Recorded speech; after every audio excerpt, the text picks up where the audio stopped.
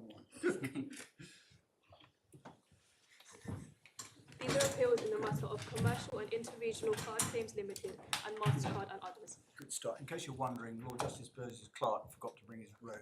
So rather than waiting for 15 minutes whilst he ran back to the RCJ, we thought we'd better get started.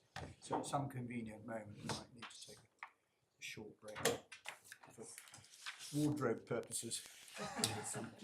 Subject to that, I think we're ready to go. May it please the court. My lords, I appear with Ms. Sarathi for the appellants, who are Sony, Visa, Mastercard and Apple. Yes. Now, Apple is actually an appellant twice in two separate cases. One is Kent, the other is the Gutmann case, with which this court will be familiar, having recently been... He's not here. No. Okay. Right. No, they're very jolly good. Good. Okay. And well, can I just say we're very grateful to the parties for having had a good sense to reduce the number of participants in the way in which they have. yes. And we found your skeletons very helpful, as opposed to having 6 separate skeleton arguing the same thing. I'm very glad to hear that, my lord. Just to finish the appearances, Yeah, on the other side of the courtroom, we have Mr. Bacon KC, Mr. Sol KC, and Mr. Hoyle, who appear for the respondents, who are the various class representatives in the CICC, Neill, Kent, and Gutmann proceedings. In terms of bundles, I hope your lordships have a core bundle, a supplementary bundle, and then by way of authorities, there's the original authorities bundle, which has 4 volumes if you're looking at hard copy. And then yesterday there was filed as well a supplementary authorities bundle with a few short pieces in it. Yes. As you'll have seen, the appeals in these cases come from 4 separate decisions of the tribunal in 4 sets of litigation, where substantially the same, or at least strongly overlapping, if I can put it that way, issues arise. And they are all decisions to certify collective proceedings in the Competition Appeal Tribunal. Mostly, those are opt-out proceedings. That is true for the Neill, Kent, and Gutmann cases. The CICC claim, sometimes called that interchange, it is more complex. It's both, isn't it? Yeah, there are 2 opt-out claims, one each against Visa and Mastercard, and then there are 2 opt-in claims, also one each against Visa and Mastercard.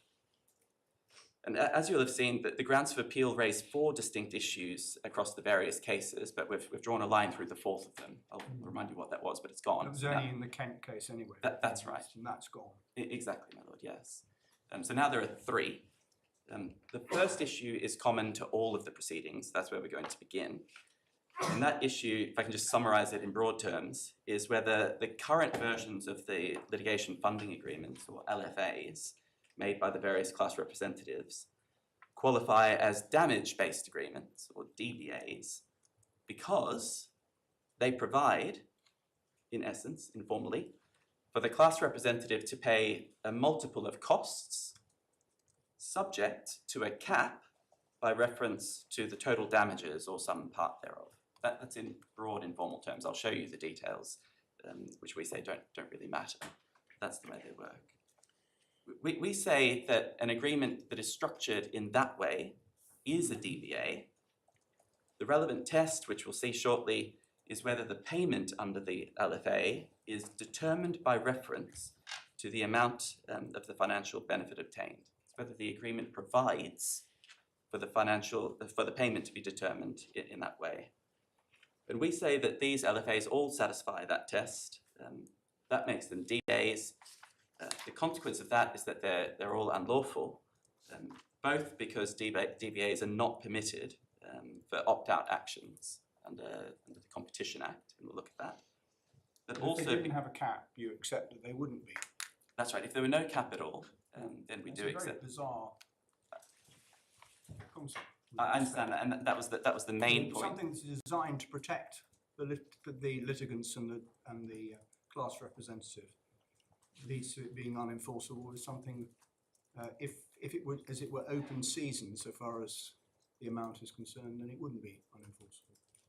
My lord, that is right, and you will have detected that is the driving force, if I can put it that way, of the reasoning in the tribunal below. Yeah. I'm going to come on to explain. I'm surprised by that, to be honest. No, There we are. it has superficial force. I accept that.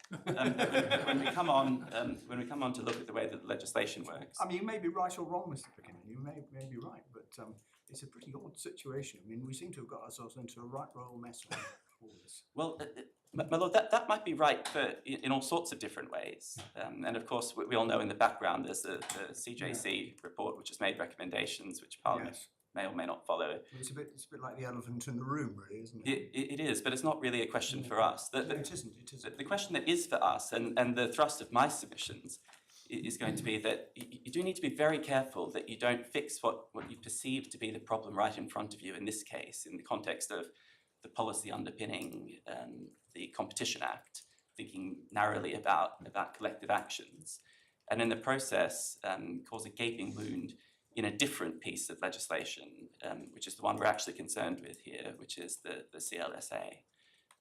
And the oddity that your lordship has just quite rightly put to me is one that inevitably arises under the kind of regulatory scheme that we have in the CLSA. And the reason why it's not perceived to be odd, the reason why that sort of regulatory scheme is a good one, is that you hope, in many cases at least, rather than having no agreement at all, what you'll have is a DBA that complies with the regulations. So instead of it being capped at 100% of the damages, it will be capped at a level that is permissible under the regulations. So that's what we say the answer to that is. But ultimately, we just need to read the legislation and see what it says. Yeah. And that's what I'm going to be doing. So that's the first issue. Right. The second issue is specific to the Neill and CICC cases. The LFA in Neill, as well as the opt-in LFA in CICC, and the ATE policies in that case, also provide, in addition to this capped structure that we've seen, they also provide that the funder should be paid a percentage of the damages, subject to that being enforceable and or permitted by applicable law. And we say that even if we're wrong on issue one, that alternative provision that is made in those two cases makes those agreements into DBAs and therefore unlawful. So that's issue two. The third issue, we're narrowing down the funnel here, the third issue is specific to Neill only. It arises if we're correct on issue two. In those circumstances, Neill contends that the relevant wording is severable, that alternative provision is severable. We say it isn't. And my understanding of the reason why this point only arises in Neill and not in CICC is because my understanding is that the CICC agreements have not, certainly had not at the time below, actually been made. And so there was no severance argument being pursued in relation to them. I think the idea Sorry, was... why was there no severance argument? Because the agreements hadn't been executed. Hadn't been entered into? That's right, that the opt-in ones hadn't been entered into. And so they didn't pursue a severance argument because there was no need to. And then finally, we had the fourth point, which was only in Kent relating to the ratchet, but that's off the table now. In terms of the roadmap, your lordships. Yeah. Should we wait till the... We'll need to take a shorthand. Let's wait for a break as long as you want. Yeah. There's no transcriber in call, but there is presumably a transcript. I believe there is, yes. And is the idea we'll have a break about 11:45? Something like that. Yeah. Yes. 5 minutes, please, because Yes. the trouble is it tends to drift on to being 10 or 15. No, I understand. Right. In terms of a roadmap, I will address your lordships on issues 1 and 2 in turn, and then Ms. Sarathi Malena Jr. will address you on issue 3 Okay. with the court's permission. Thank you. So turning to issue 1, I just want to start by looking at the legislation. This is just going to be a first glance introduction to it. I'm going to come back to it in more detail, but the first thing I want to do is just show you the nature of the problem, the kind of problem of interpretation that we're dealing with here. And we're then going to go into PACCAR and see what Lord Sales has told us about how we're supposed to approach problems of this kind. Yeah. So if we start with the authorities bundle, it's tab A2, it's in volume 1, if you're working from the hard copies, and it's page 34.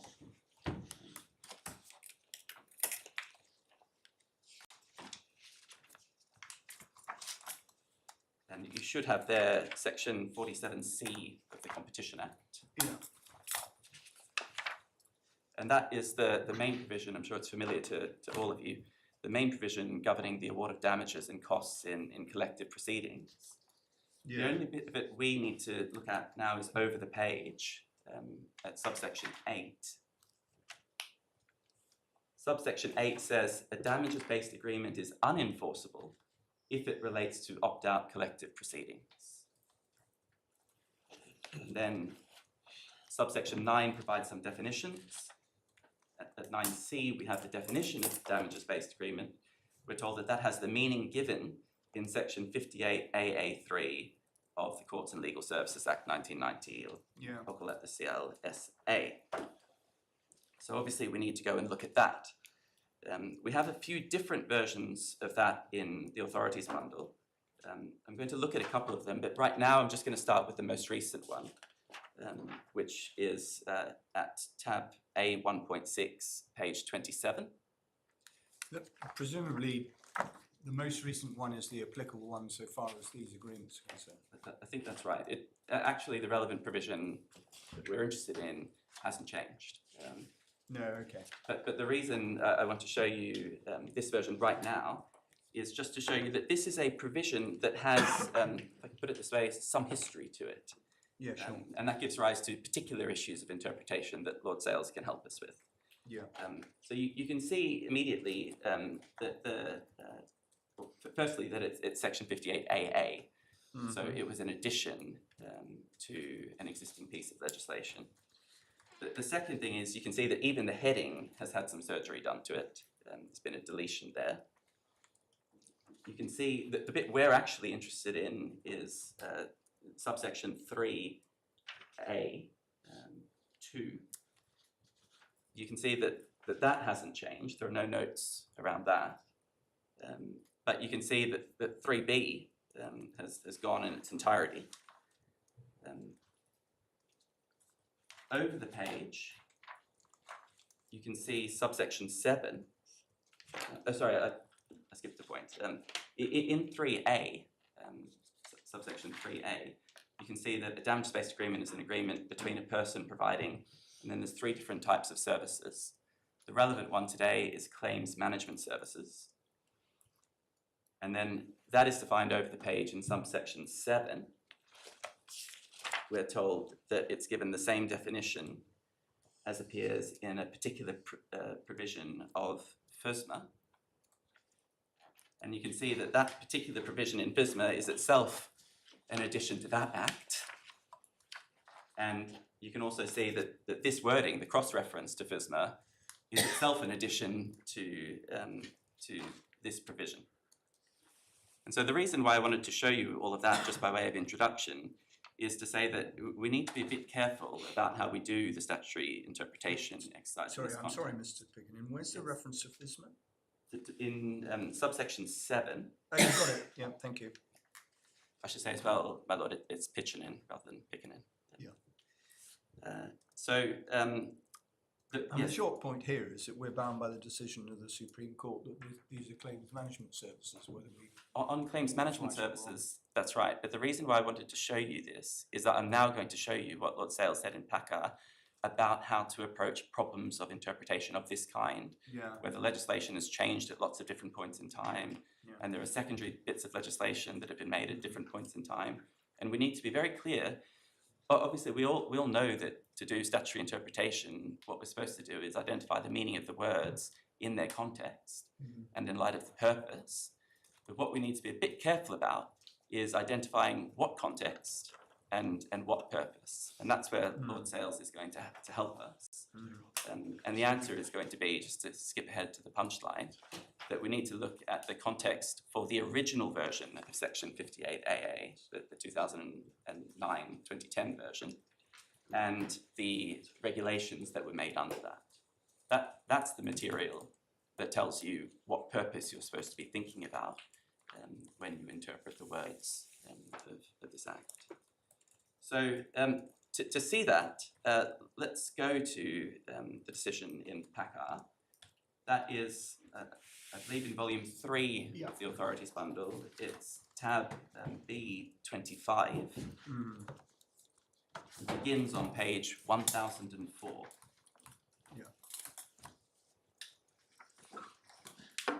But if we could skip ahead to page 1008, I should be very grateful.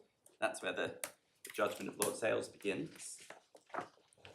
And you can see that Lord Reed, Lord Leggett, and Lord Stevens all agreed with him, and Lady Rose dissented. In paragraph 1, Lord Sales tells us that the question which arises on this appeal is whether a form of arrangement for the financing of litigation by third-party funders is lawful and effective. This depends on the interpretation of an express definition of a term as set out in a statute. The case concerns the proper interpretation of a definition first used in one statutory context and then adopted and used in another context.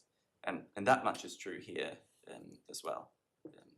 We've got a definition in section 58AA, which has been picked up in section 47C8. Lord Sales says it's necessary to consider the meaning of the definition in the first context. And there's a quote from Lord Neuberger's explanation of the proper approach in another case. Where a term in a later statute is defined by reference to a definition in an earlier statute, it seems to me self-evident that the meaning of the definition in the later statute must be the same as the meaning of the definition in the earlier statute. Hence, the meaning of the term in the later statute is determined by the definition in the earlier statute. Further, the adoption of the definition in the later statute cannot somehow alter the meaning of the definition in the earlier statute. It accordingly follows that one has to determine the meaning of the term in the later statute simply by construing the definition in the earlier statute. Lord Sales adds that we also have to consider whether later legislation throws any light on the proper interpretation of the earlier legislation. And he goes on and explains the extent to which you can and cannot. If we go forward to page 1011, see there's a heading at the bottom of the page for the relevant statutory provisions. I'm not going to go through all of this, but I just want to show you how the points arose in that case. In paragraph 14, Lord Sales tells us that although that case, PACAR, was concerned with section 58AA of the CLSA, it was necessary to go way back to an earlier provision in the Compensation Act 2006, which set out the definition of claims management services that section 58AA later picked up. And you might be puzzling there because I showed you a moment ago that the current version of section 58AA actually cross-references to FSMA, not to the Compensation Act. But Lord Sales explains why that is in a moment. So over the page, at paragraph 16, Lord Sales sets out for us what section 4.1 of the Compensation Act said. In essence, it said that a person may not provide regulated claims management services unless that person meets certain requirements. Then we have paragraph 17, which sets out the definition of claims management services. Don't need to worry too much about it for the moment, but the relevant bit was that it includes the provision of financial services or assistance. If we go and that's spelt out further in section 4, subsection 3. That's right, and that's where I was taking the provision of financial services or assistance from. Yes. If we go over the page and look at paragraph 23, this is under the heading FSMA, you can see that in 2019, so quite a few years later, what happened was that responsibility for this area of regulation passed from the Ministry of Justice to the FCA, and that's why the relevant provisions of the 2006 Act were repealed, and the definition of a claims management service was put into FSMA. And that's why the current version of section 58AA refers to FSMA rather than the Compensation Act. But Lord Sales tells us that the definition was in materially the same terms. If we go on to page 1015, look at paragraph 27, we're told that section 58AA was inserted into the CLSA in 2009 to deal with, if I can put it that way, DBAs in the employment context.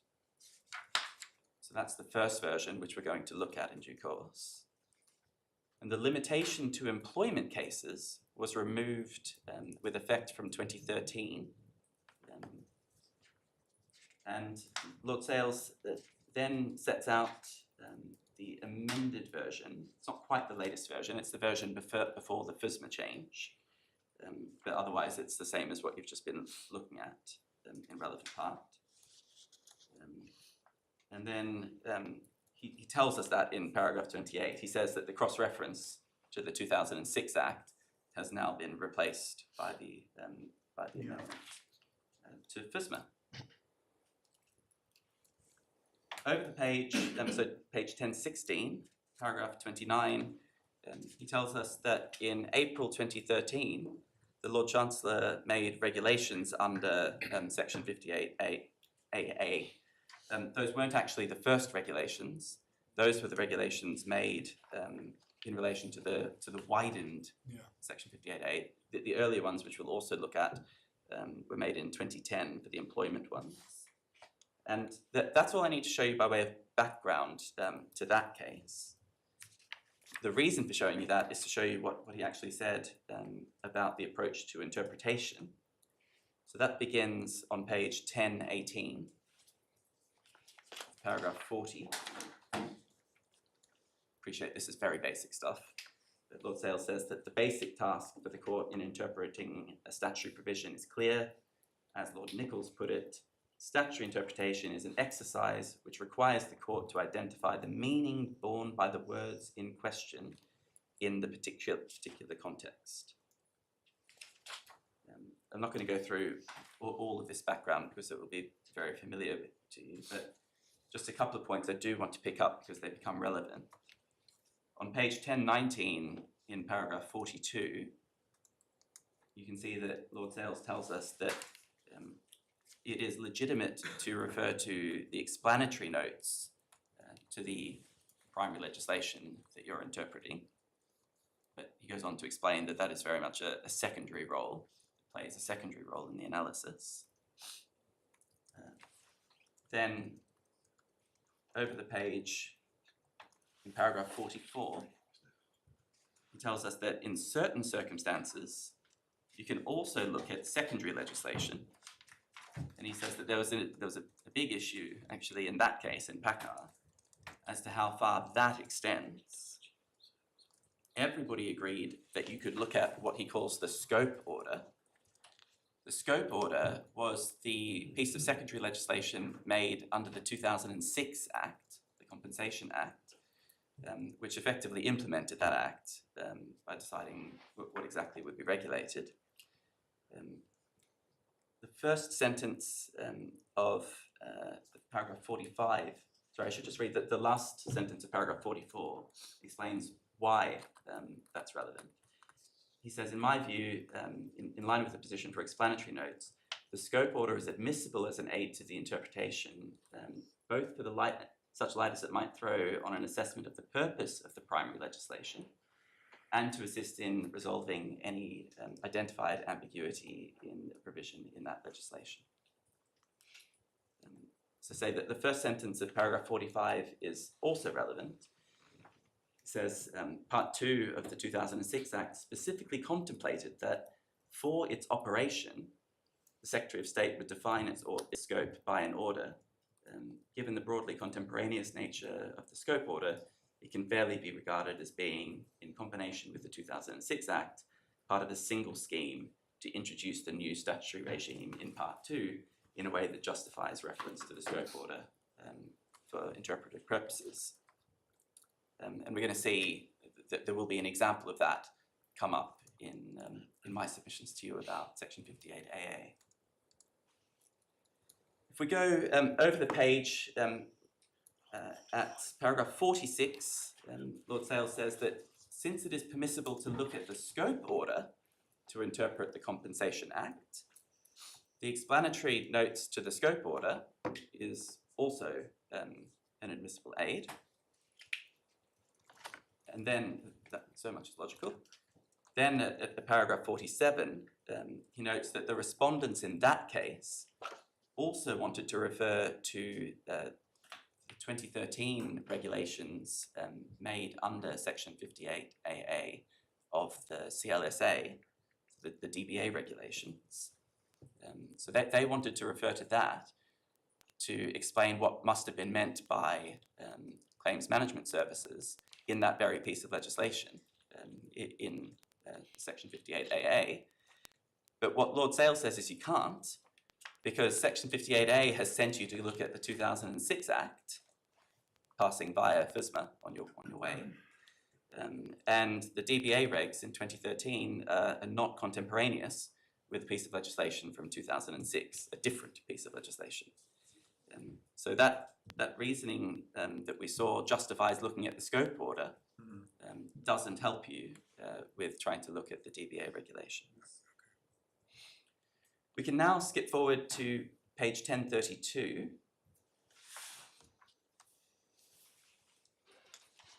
And you can see there's a heading, events after 2006.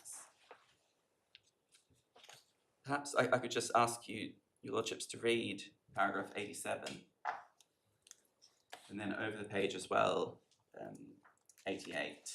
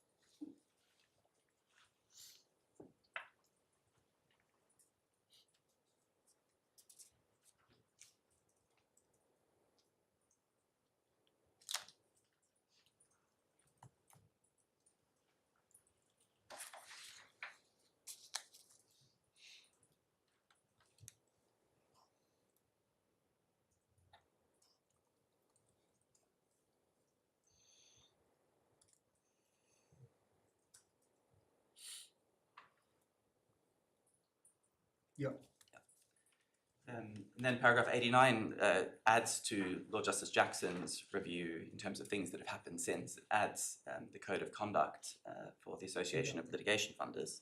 Then in paragraph 90, Lord Sale says, however, in my view, neither of Sir Jackson's reports nor the code of conduct assist in answering the question of statutory interpretation which arises in this case.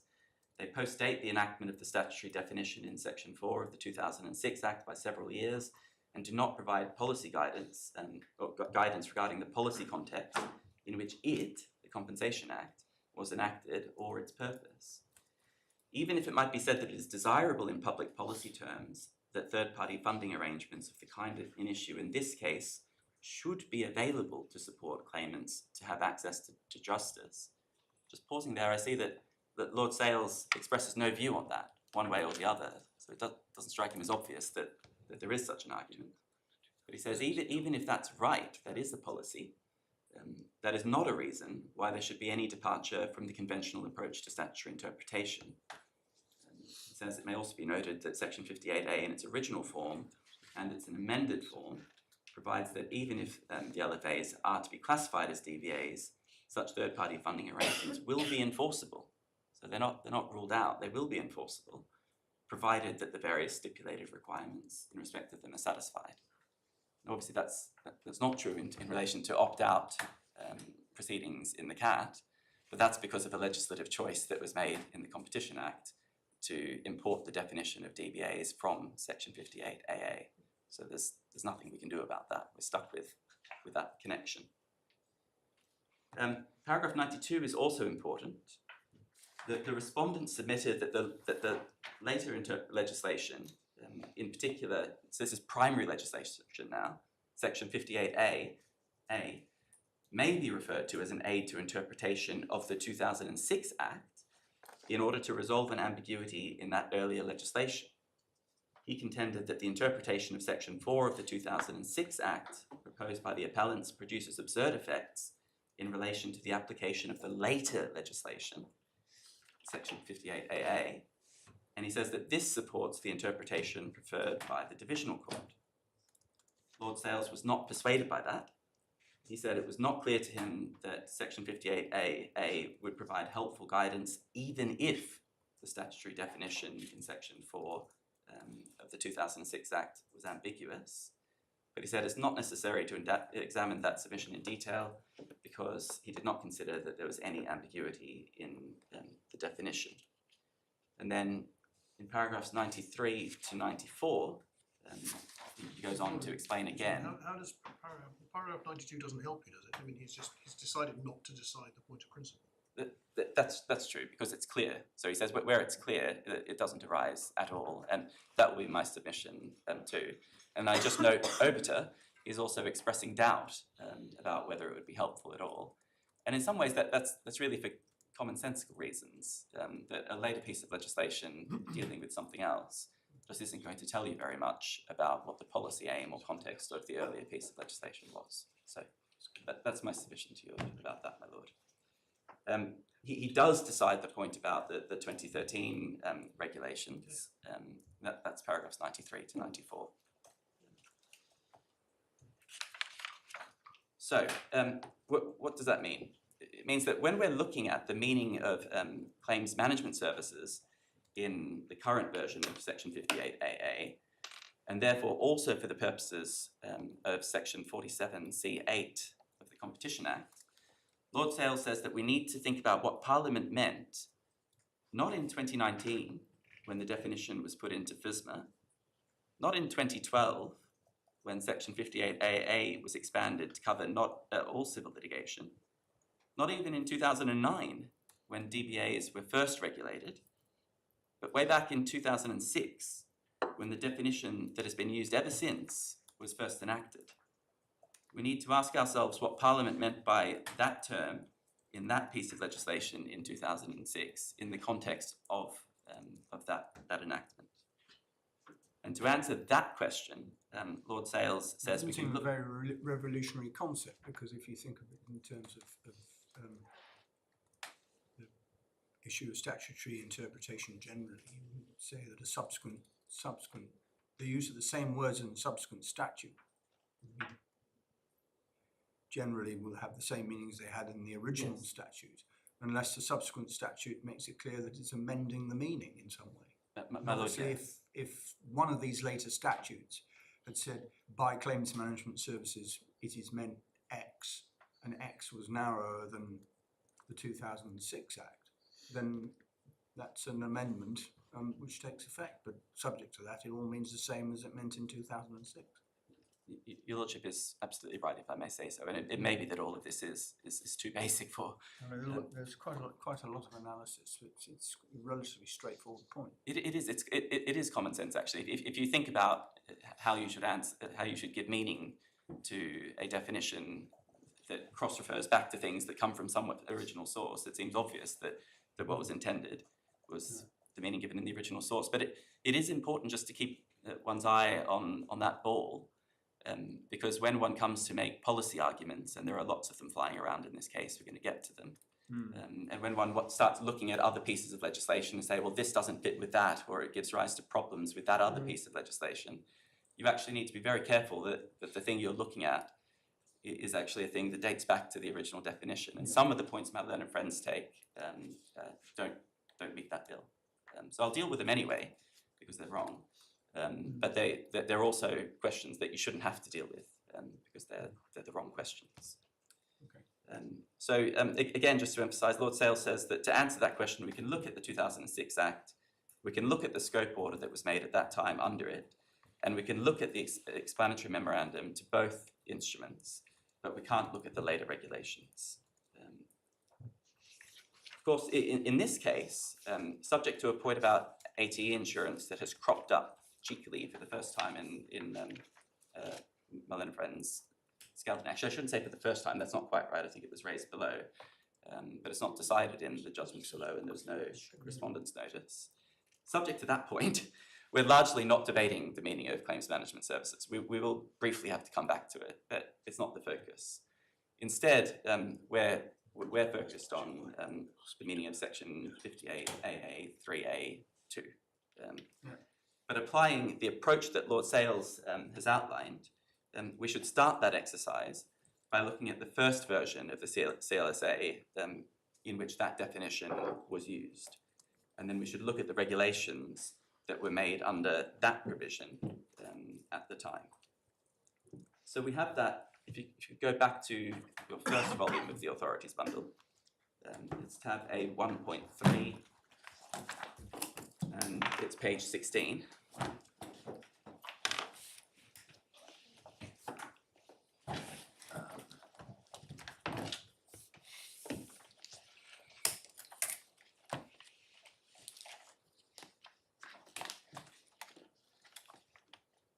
And you can see the heading, DBAs relating to employment matters. So it's those words relating to employment matters. Sorry, what page? 16. Of authorities 1? Yes, 16. I hope so. So the CLSA, Courts and Legal Services Act. That's right, Yeah. 1990. Yes. as inserted by the Coroners and Justice Act in 2009, so That's only correct. in relation to employment. That's right, that's right. So the words in the heading that I showed you were excised from the current version, relating to employment matters. Now, subsections 1 and 2 say two things. First, they say that if a DBA relating to employment matters complies with certain conditions, then it won't be unenforceable just because it's a DBA. It might be unenforceable for other reasons, but it won't be unenforceable for that reason. Then they also say that if a DBA relating to employment matters fails to comply with those conditions, then it will be unenforceable. Again, it might be unenforceable for lots of other reasons too, but it will be unenforceable for that reason. As we'll see shortly when we go through the materials, the background to this provision is that at this time, 2009, DBAs were generally unlawful in litigation, but they were already widely used in employment tribunal work. And that was because, as we'll see, it's partly because it wasn't just solicitors doing that work, it was also claims managers, and it's also because for professional regulatory purposes, employment tribunal work was, at least some of the time, non-contentious, is how it was classified. So it wasn't treated the same way as litigation in this sort of forum. So does that mean we need to look at what these DBAs that were unlawful were to understand the context? Sorry, my Does lord. that mean in order to understand the context in 2009, we need to look at what these unlawful DBAs you've just referred to were? What were they and why were they unlawful? We will be looking at, but sorry, that they weren't unlawful. That was my point. You said So, they were. You said no, DBAs sorry. generally were unlawful. my lord, I'm sorry, I must. Widely used in the employment. That's right. So they were lawful. Litigation. I meant to say they were lawful in the employment tribunal context, I understand, but they were also unlawful in the And- general litigation context. and I wasn't suggesting that they were used at all in the litigation context. There may have been instances. My question is, what I'm trying to get at is, what is it that was unlawful? Because we're arguing about what is a DBA. The point about this case is that they say it's not a DBA and you say it is. So wouldn't it help to know what exactly it was that was thought to be unlawful as well as the thing that was thought to be lawful? Well, in my submission, my lord, no, because this provision was only dealing with the employment tribunal context, where prior to this provision they weren't unlawful at all. Okay. So that, but we'll see as we go through it. I'm not sure. Well, we'll see if I answer your lordship's question. What this provision was doing, it wasn't making things. So I'm sorry to press on this, but Yes. were they unlawful in litigation by virtue of the common law, Yes. championing and maintenance? Yes. That's right. So that may go some way to answer your lordship's question. That's right. But they weren't unlawful, and they were being used in the context of the employment tribunal. So any agreement that whereby a funder got a chunk of the damages was unlawful or common law. That's the point. Yes, there came a point where that changed for funders. But of course, these provisions are not limited to funders. No, These provisions apply to, the definition of a DBA is the same whether it's a lawyer Yeah. or a funder. I suppose, if I can just put my question in a different way, it struck me from the submissions you've been making for the last few minutes, Yes. that it would be relevant to have a clear picture of what the law was generally when this was entered into, not just in the employment law context. Yes, well, we are going to pick that up as we go through, because what I'm going to show you is the regulations that were made, and then also the explanatory memoranda Yes. to both versions of the regulations, which provide some commentary on that. Yes. And hopefully that will help your lordship. Thank you. Good. So yes, what this provision did was it introduced some regulation for those DBAs so that there would be at least some measure of consumer protection for them, and we'll see that that objective called out in the materials. But to make that work, they obviously needed a definition of a DBA so that you would know which agreements made in the employment context were going to be subject to this regulatory regime. That was the question that needed to be answered by the definition. And as I said before, that definition, the definition in subsection 3A, has not changed. And so what it is it's an agreement between a person providing advocacy, litigation, or claims management services and the recipient of those services. But only where the recipient is to make a payment if the recipient obtains a specified financial benefit, and the amount of that payment is to be determined by reference to the amount of the financial benefit obtained. And I should have highlighted as well the word provides in 3A. So it's where the agreement provides that the recipient is to make a payment in those circumstances and that the payment will be determined in that way. So that is the key definition that we're going to be arguing about today. I'm going to come back and make my submissions about the detail of what we say it means, but just to foreshadow them, we say they mean what it says. If you have an agreement that provides a mechanism for determining what the payment needs to be from the recipient to the provider of services, and if that mechanism provides for the amount to be calculated or determined by reference to the amount of damages, the amount of the specified financial benefit, then it's covered. And it doesn't matter if the agreement also provides for other mechanisms, or if there are some contingencies or pathways on which the ultimate answer will come from somewhere else. That's what we say. The words say, it's what they mean. So I'm going to have one more go at this, Mr. Pitchin. I tell you what I'm listening to you, what's going through my mind. yes, It strikes me as being a legitimate aid to interpretation of this in this context in 2009 to understand what was going on, which is what you were starting with. yes, And what you said was that there were, in general litigation, there were agreements which were shampitous, and I'm paraphrasing what you Yes. said, you don't have to say you agree with exactly how I'm putting it. In general litigation, there were agreements which were shampitous and unlawful and didn't happen. In employment law, there were similar agreements which would have been shampitous if they weren't in employment law, but were being done. yes, This was brought in to regulate it. yes, And the reason I'm labouring this a little bit is that what it strikes me is that this is meant to be a description of something, which if it hadn't been in employment law, it would have been shampitous. yes. My lord, that might be right. And the reason why that might matter is because it might be said that the agreements in the present case were never shampitous at all. Well, my lord, Therefore, they don't fall into this category at all because they wouldn't have been thought of being shampitous in 2009. my lord, I wouldn't accept that. But No, but that's I get that, but that's the line of logic that's gone through my head, and I thought it would be better if I told you rather than. Absolutely, my lord. I'm grateful, and I hope when we look at the regulations that were made, and then the explanatory memorandum to it, it will be clear that actually it doesn't matter whether, for the purpose of these regulations, this legislation that was enacted, it doesn't matter whether, if these agreements had been in wider litigation, they would or wouldn't have been champerters.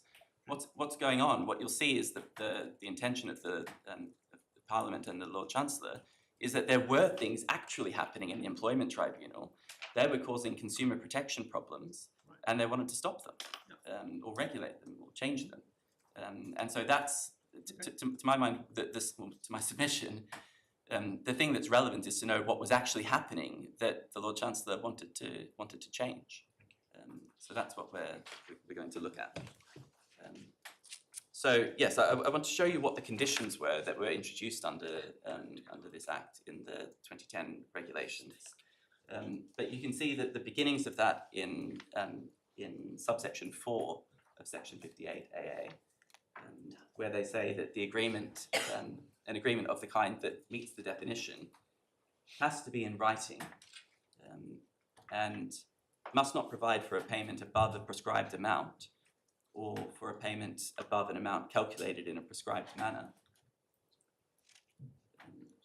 And then over the page, must comply with the other requirements that are prescribed. And then in D, must only be made after the recipient has been provided with prescribed information. So you can see that to make that work, there needed to be regulations made by the Lord Chancellor to fill it out and make those provisions. So those were the 2010 regulations.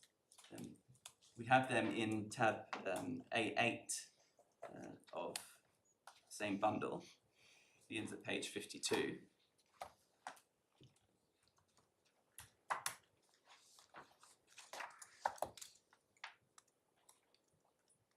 And just running through some of the highlights, beginning at page 54, you can see that in Regulation 2, you can see that the agreement itself needs to specify certain matters. And one of them at C is the reason for setting the amount of the payment at the level agreed. Sorry, where are you reading from? From Regulation 2C, Page 54. page 54.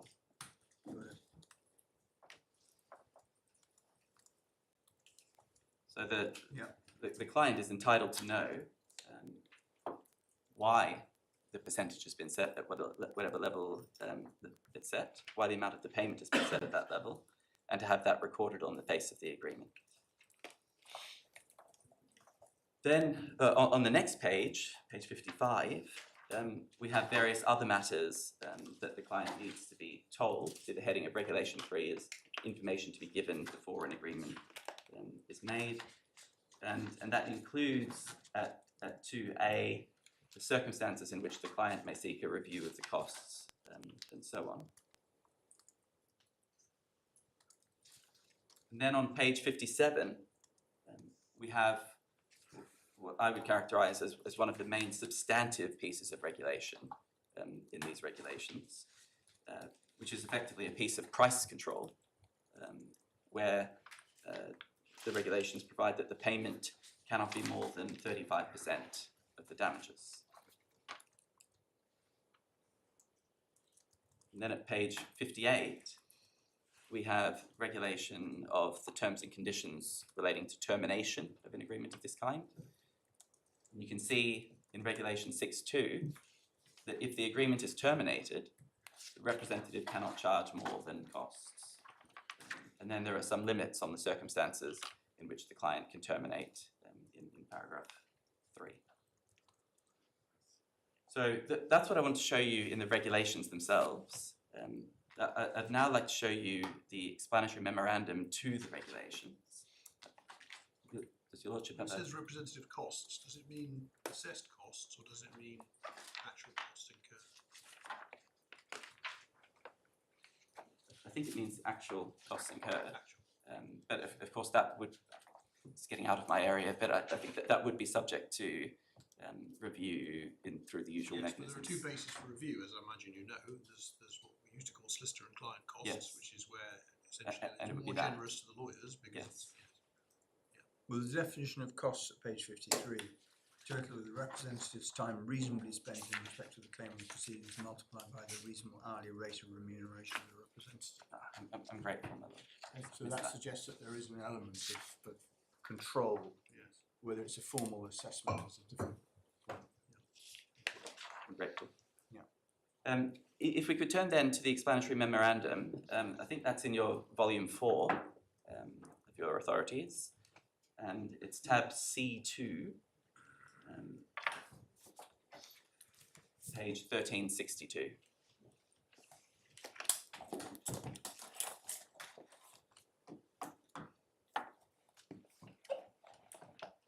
Yeah. And you can see what it is from the heading at the top. It's the explanatory memorandum to the regulations we've just been looking at. And the interesting part from my perspective begins on the next page under the heading policy background, what is being done and why. Just picking up the key points.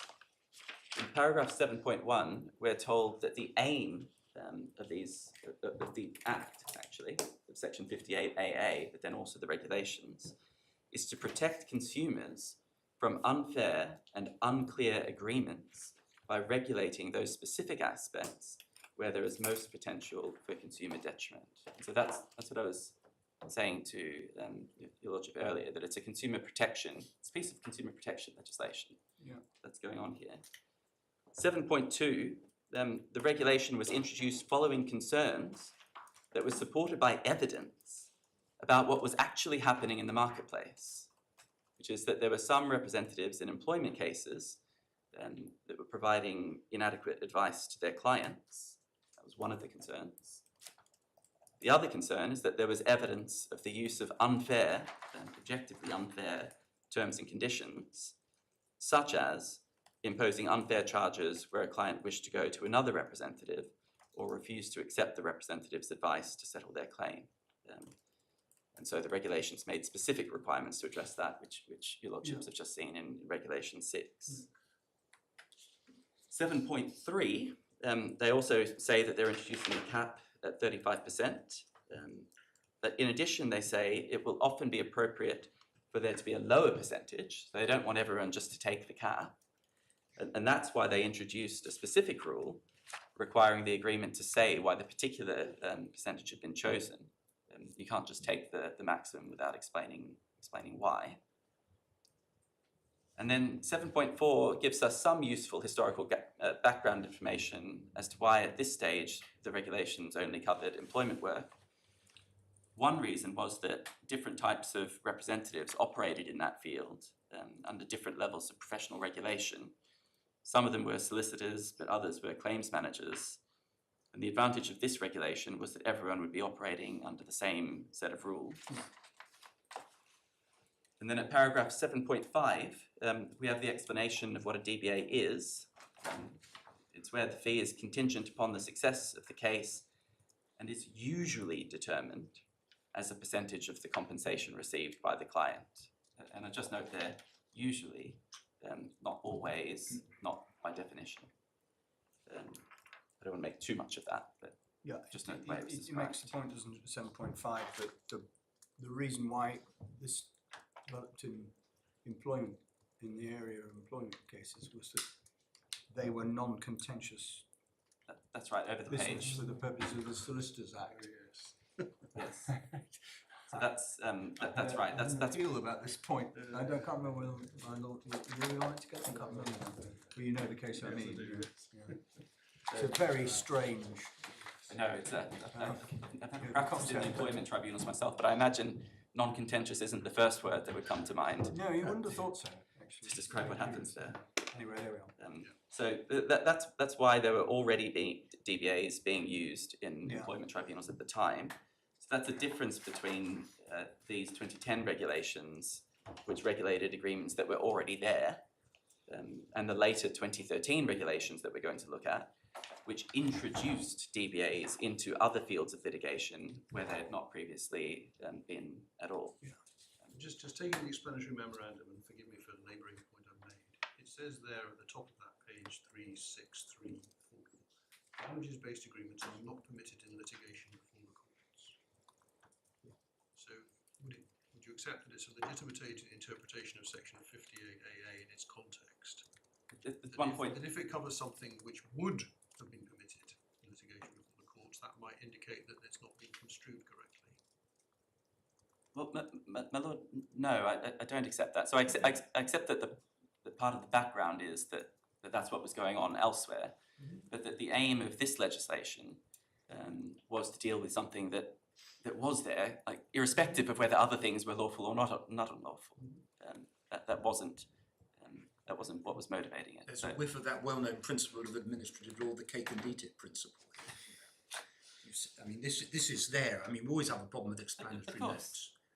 I mean, and this wasn't parliamentary council drafting. This is one of those departmental notes. And one of the things I learned at the Law Commission was that not that much thought goes into the drafting of explanatory notes, particularly by non-parliamentary council departments. So we've got some very broad brush sweeping statements here. The point my lord makes is that there is some sort of assumption that if these things were permitted before the courts generally, then that's not what they're looking at here.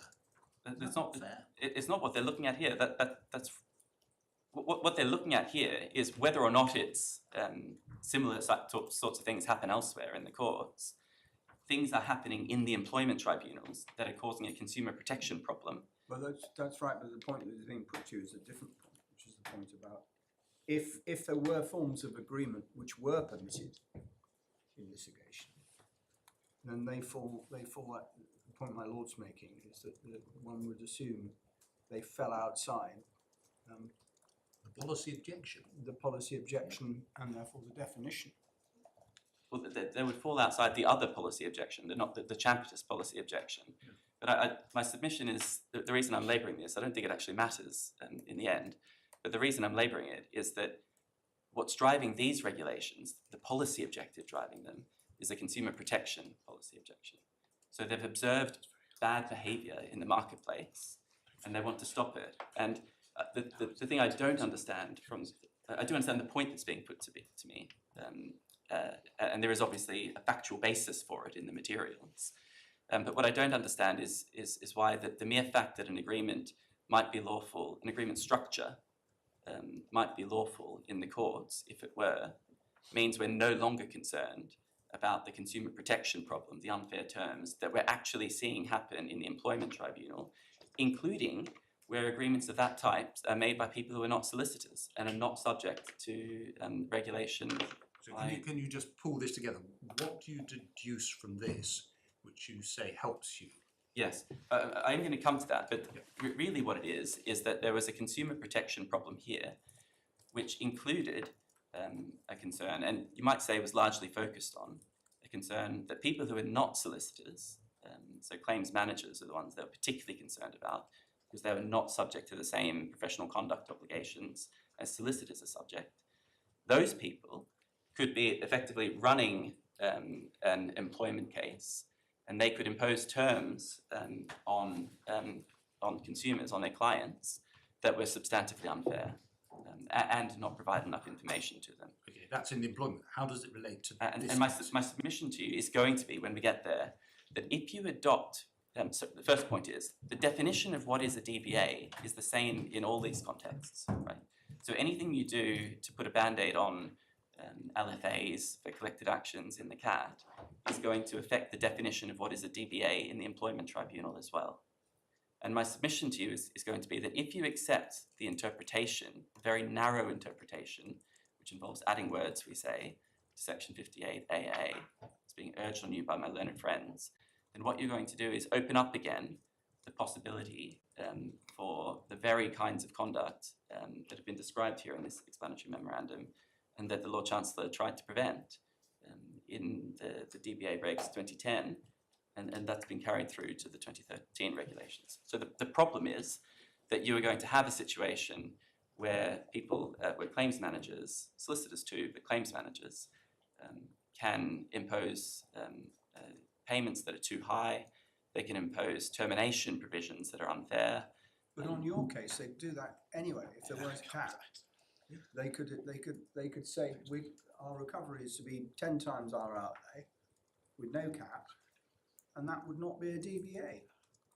My lord, that's true. It may be that someone who had an uncapped agreement. You know, this is all very interesting and ingenious, but whether it's really resolves the question we have to decide seems to me to be much more problematic in respect. Anyway, I understand the point. Is there anything else in these? Not in the explanatory memoranda. I did want to go on and show you briefly the impact assessment on which the explanatory memorandum was based. So that's at page 1366. Now, we were told very, very strictly in PACAR that there are very, very tight mechanical limits to what's admissible and what isn't. Is the CBA admissible on a PACAR? Sorry, is the IN? Yeah, the cost benefit. Yes, Yes. exactly. The impact assessment, the IA. Yes. Admissible. Yeah, our submission is that it goes with the explanatory memorandum. I don't have an authority for you to hand. What page is it? It's just followed. It's 1366, but I'll give you a reference, my lord. Anyway, what do you say is relevant from it? So the relevant point, pick up from 1371, it's really just to fill in a little bit more colour to the points that I was making before. 1371 it is part of the section summarising the evidence base. And at paragraph 2.2, you can see that at this time, although DBAs were prohibited in litigation, they were frequent, so there's my lord's point again, they were frequently used in employment tribunals. So it wasn't a niche thing, it was common. And it wasn't just the claims managers, it was also the solicitors. And that's because of the point that my lord the Chancellor has already made about non-contentious work. Yeah. 2.4 explains that the government had consumer protection concerns arising from the lack of regulation. So it noted that both solicitors and claims managers had some general regulatory obligations, but the lack of specific regulations covering DBAs in particular meant that they had concerns. And I just highlight that those were concerns about the claimants losing a disproportionate and unforeseen amount of their damages award to their representatives in fees. And that's notwithstanding the fact that the Chancellor is right, that of course, if a client just made an uncapped retainer with a claims manager providing for 14 times their costs, then that would not have been caught by the regulations. But still, what Parliament has decided and what the Lord Chancellor has decided is that they want to regulate the ones that do make provision for determination by reference to damages. On your analysis, it would be fine if there was an uncapped DBA, but the cap then issued a direction saying that you can have whatever uncapped amount you like and provide for it, but we, CAP, will exercise our discretion always to limit the amount of costs payable to something below the total damages awarded. So, sorry, my lord. So you could impose the cap. The CAT itself could impose, almost as a practice direction, a cap. And you get to exactly the same result. My lord, yes. That would be fine. That's why I showed you, and I'm going to deal with that issue later when we come back to it, but that's why I showed you in the Act, the word provides, that the prohibition is on agreements that make this provision. So, but you could get to exactly the same result. And that's always true. And again, that's always been true in relation to CFAs, for example. So there are situations where a solicitor has a client that's impecunious. And so, a claimant client, say. And so, practically speaking, you're only ever going to get paid if you win. If you sign an agreement, a retainer with that client that says, you must pay my hourly rate come what may, in practical terms, just as your lordships have been putting to me, you will only get paid if they win. But still, that's not a CFA. But conversely, if with that same impecunious client in that same practical factual position, you introduce a contractual clause which says I only get paid if I win, that is a CFA. And that means it's unlawful unless it complies with the regulations. And if you included in your DBA a provision which stated that the amount to be paid to the funders would be limited to the cap introduced by the CAT in case such and such and such and such, that would render it a DBA because it's provided?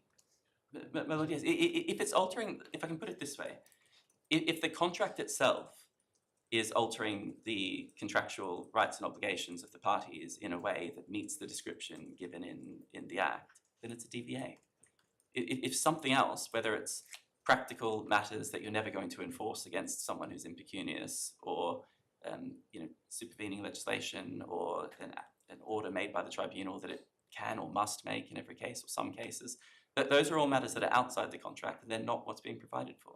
And these kind of issues, just what I'm trying to get across to your lordships is that they're just incidents of regulating conditional agreements of this So kind. your reference to consumer protection is really at a very high abstract level. If on the individual facts a particular agreement protects consumers better because it contains some sort of limit, that renders it unenforceable. My lord, yes, and you could have that situation if you think about a claims manager. So a claims manager who signs an agreement with an employee who's just been fired and is bringing in an employment tribunal claim. They sign an agreement saying, I'd like to be paid, please, 60% of your damages if you win, and you don't need to pay me anything at all if we lose. Now, that is clearly a DBA, yes? And it's also unlawful because there's a cap of 35%. Now, it's true that you could have, and let's say that the damages claimed were only going to be 10 grand.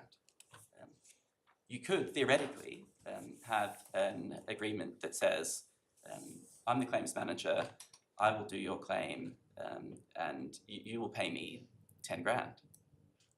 Now that's not a DBA. So that's not regulated. Not because there's no cap, it's because that the amount of the payment is not fixed by reference to... So it comes down to this, you have a broad principle based upon consumer protection at an abstract level, which says that you need a black and white rule. Irrespective of how it might operate on a day-by-day basis, you have a rule. If it's provided for in contract, then it's bad.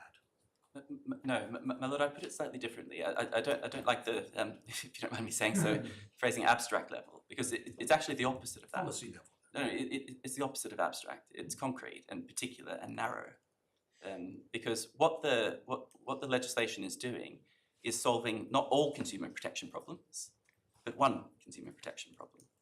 It's solving the consumer protection problem that arises where you have agreements where the payment is determined, is provided for to be determined by reference to the amount of damages. They're not trying to solve consumer protection problems that arise in cases where there's just no connection with the amount of damages at all. Those will have to be dealt with elsewhere or not at all. They're just not solving those problems. But if I can just finish the thought I was on, which is that illustrating your point, of course, the same point arises with the claims manager. So a claims manager could set an uncapped, instead of having a proper DBA, instead of having a standard DBA providing for 60% damages, they could just say £10,000, or they could say some multiple of their costs. And that could come out to more than 60% of damages would have come to. That might be the factual position, and still it's not regulated. So that's just a feature of this type of regulation. But I go further, and I say, since what we do know the vice is, the vice that they're aiming at here is situations where you have a determination of the payment that is by reference to damages, and it's more than 35%. So what's my coach and horses argument? It's this.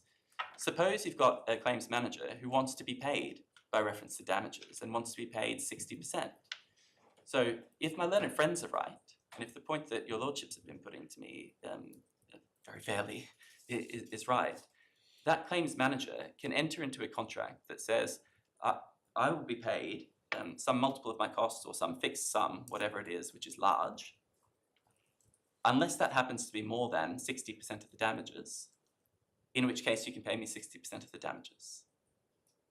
And on my learned friend's case, and I'll show you this later when we come to it, that's not a DBA, and so it's unregulated. And my submission is that is the easiest way in the world to evade the effect of these regulations. You just say, I'll get paid the lesser of two sums, one of which is 60% of damages, and the other of which is bigger. And by doing that, poof, out goes all of this regulation. And that can't be right. That's why you've got to give the words of section 58A the meaning that they have, that those words have, which don't say is the payment determined exclusively by reference to the damages. It doesn't say primarily or largely or most probably by reference to the damages. It says, is provision made at all for the payment to be determined by reference to the damages? So that's what I've point I've been trying to get to here. Perhaps I can just finish with the impact assessment, and then we can have the break. But the lordships, as is customary, have stolen some of my later thunder. Those are the points we were coming to, but I'm anxious to give it to you when you want it. So at where was I? Yes, at 2.4 we were, I think. We were looking at the government's consumer protection concerns, and I just highlight that those concerns were about claimants losing a disproportionate and unforeseen amount of their damages award to the representative in fees. And then over on 1373, you can see in the top at 219 that Professor Moorhead had conducted some research into the percentage rates charged by representatives in employment cases. And again, back to my Lord Justice Burse's question about what should we be focused on here. Well, that's where all the research was focused. It was about what was actually happening that was bad for consumers in the employment context. And then at 220, we're told that the government settled on a cap that was towards the bottom of the range. And the government did that to provide an incentive to improve cost efficiency on the part of DBA claims managers and lawyers, and also to provide an incentive to consider alternative dispute resolution avenues instead of the employment tribunal for less certain cases. Just pausing Very there. fact specific, isn't it? Very fact and context specific to employment. That's what it was all about, my lord. That's exactly right. But the definition of what a DBA is comes from that, and that's why I showed you PACA, my lord. It's because I understand. It's because that's where you have to get your definition of Something DBA. which It's is never changed. extremely employment specific. That's right. But it's never been changed, No, I know. and so that's what we're stuck with unless Parliament wants to do something different. In an area of law where claims managers, as were literal claims managers, were prolific, That's right. which, on one view, they're not in general litigation. Yes. I know that's that's in a sense fighting a battle we can't fight because that's what the Supreme Court has decided. Well, not just in a sense, my lord, but yes, exactly. That's right. That's why I've been labouring these points. So. It does. But again, I do emphasise that your lordships do need to be, I hope you won't mind me putting it this way, a bit careful, because it's very tempting to put a band-aid on the little scratch that you see here in front of you in the competition regime. Well, ultimately, this comes down to a narrow question of statutory interpretation of section 58AA subsection 3. It does. This falls within little Roman 2. And that's where I'm going. That's where we are, I think. Is that a convenient moment to take a break? That is a convenient moment. Thank you. All rise in favour.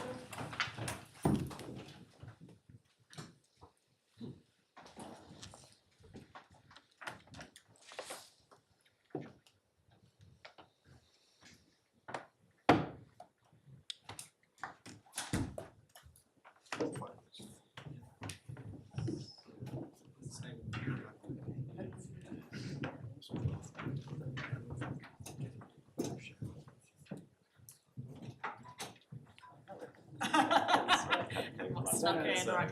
That's just cute. That's no, I know. Yeah.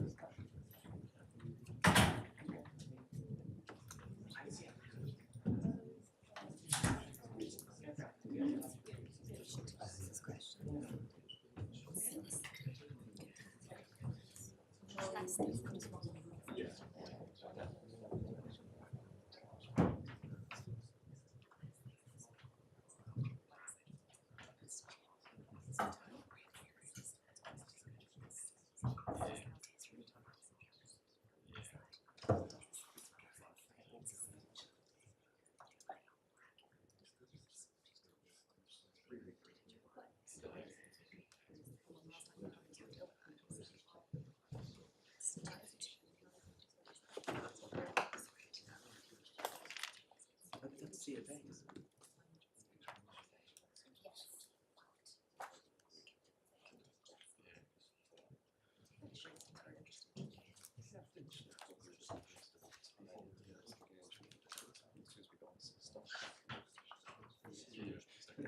This is nonsense. Yeah. It's like, I don't know, nobody actually.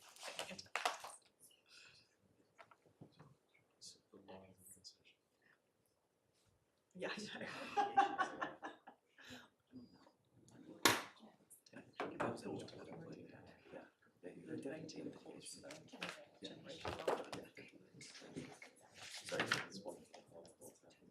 Yeah, look, just 1 minute. What the business person is saying is that. Oh, sorry, hang on. Is what you're saying to me that. The question was responding to me was. Oh, so they definitely sent us the notice. Yeah. Too boring. Too nerdy for public law. Yeah, that's why it's got one.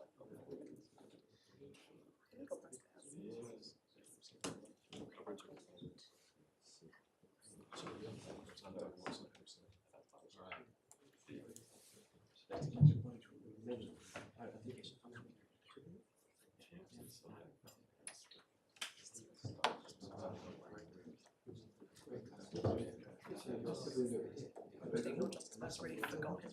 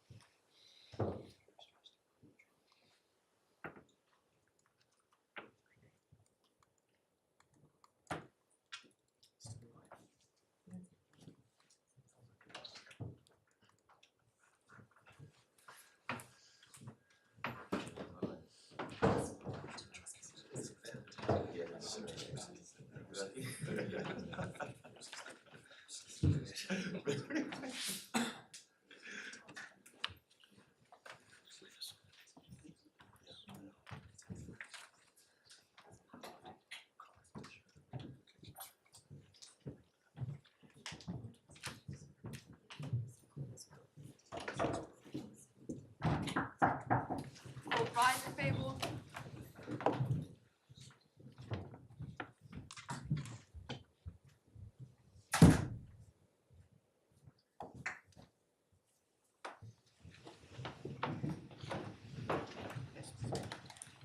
My lords, sorry, before I cut to the chase, there is a little bit more of foothills that we need to do, but hopefully now you've seen the scheme of things that can take this a bit more quickly.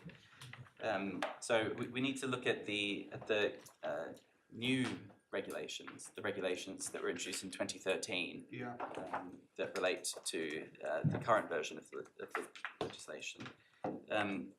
That's subject to my submission that actually those aren't the right ones to be looking at to interpret the meaning of DBA, because that comes from the original regulations and Act. But my learned friends make some points about these regulations, so I need to show you what they say. That's essentially what I'm about to do. It won't take long. Okay. So if we can pick them up, they should be in your first bundle, I think, at A110, page 63, just to show you what they are.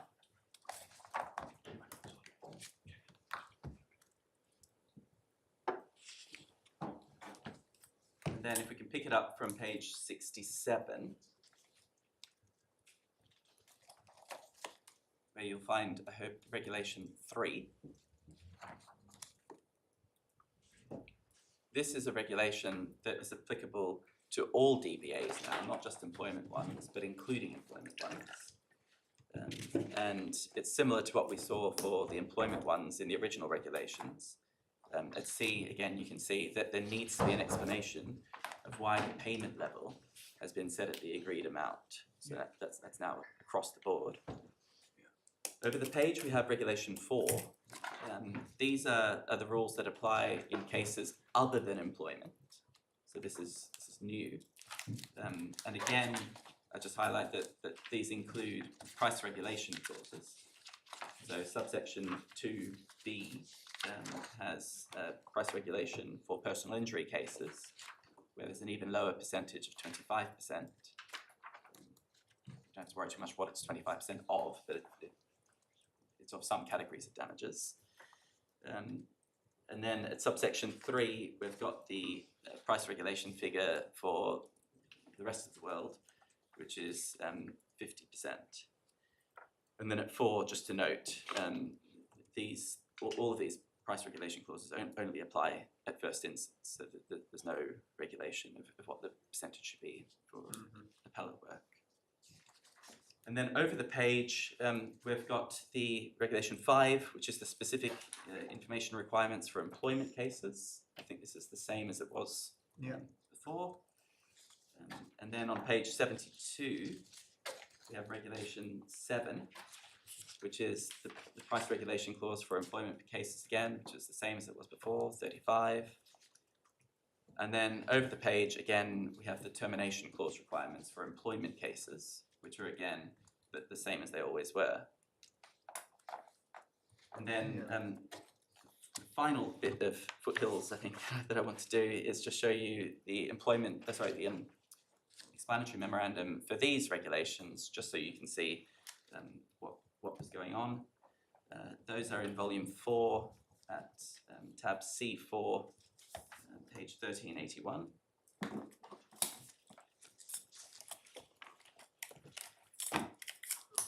See what it is. And then page 1383, we have paragraph 7.1. Once again, a lot of Justice Burse's point that until this time, until 2013, DBAs had not been permitted in litigation before the courts. Paragraph 7.2, Lord Justice Jackson had suggested that they should be, and the government agreed. 7.3, Lord Justice Jackson suggested that the existing regulations for employment cases could be adapted for other DBAs, and he proposed the 25% figure for personal injury, and the government agreed that the claimants should have their damages protected from excessive legal fees. Again, obviously that's only in cases where they are DBAs, that there's not being any new regulation for other cases. 7.4 to 7.5 are interesting. We're told that it was not considered necessary to adapt the provisions relating to termination in employment DBAs, or the additional information requirements for those. that was because in the employment context, DBAs could be made in cases with no solicitors. Whereas in litigation, there will always be solicitors who are subject to more stringent professional standards. And again, the reason I draw that to Your Lordship's attention is just because that explains why there are different regulations, different substantive regulations being put in place for these different types of cases. But the definition of DBA is the same across all of them. And as I've said to you, it needs to be the definition that works for the original statutory purpose. Also interesting over the page at 7.7, just in light of the Chancellor's elephant in the room, we have a note that the CJC, way back then, had actually suggested that the... Which paragraph? I'm sorry, it's 7.7. Yeah. So we can see that the CJC had actually suggested a cap of 50% only for consumer and micro enterprise cases, with no cap at all, just free market to reign supreme for commercial cases. You can understand why. But the government disagreed, concluding that in the interest of the claimant, the 50% cap should apply in all cases other than personal injury and employment. So again, just as in the employment context, this is all about protecting claimants from excessive legal fees in these sorts of cases. Yes, I think now... Do we just, on your case, do we just ignore paragraph 2.1, where it says that a DBA is determined as a percentage of the compensation received by the client? It's 81. My lord, yes. So I'm not asking you to ignore it. I'm sorry, it was sidelined, of course. No. But it can't tell you what the words of the Act mean. I mean, you saw in... What the DBA is intended to be. Well, because, my lord, if you remember back in the regulations with the explanatory memorandum that we're actually supposed to be looking at, which was the 2010 one, what they said is that DBAs are usually calculated in that way, not always, usually. So you certainly can't read this loose language, if I can put it that way, as changing the definition, changing the meaning. Which is loose, the usually or this one? Well, my lord, I don't really place a lot of weight on the usually either. They're both. I'm not making that kind of submission to you. That's not why we're looking at the explanatory memoranda.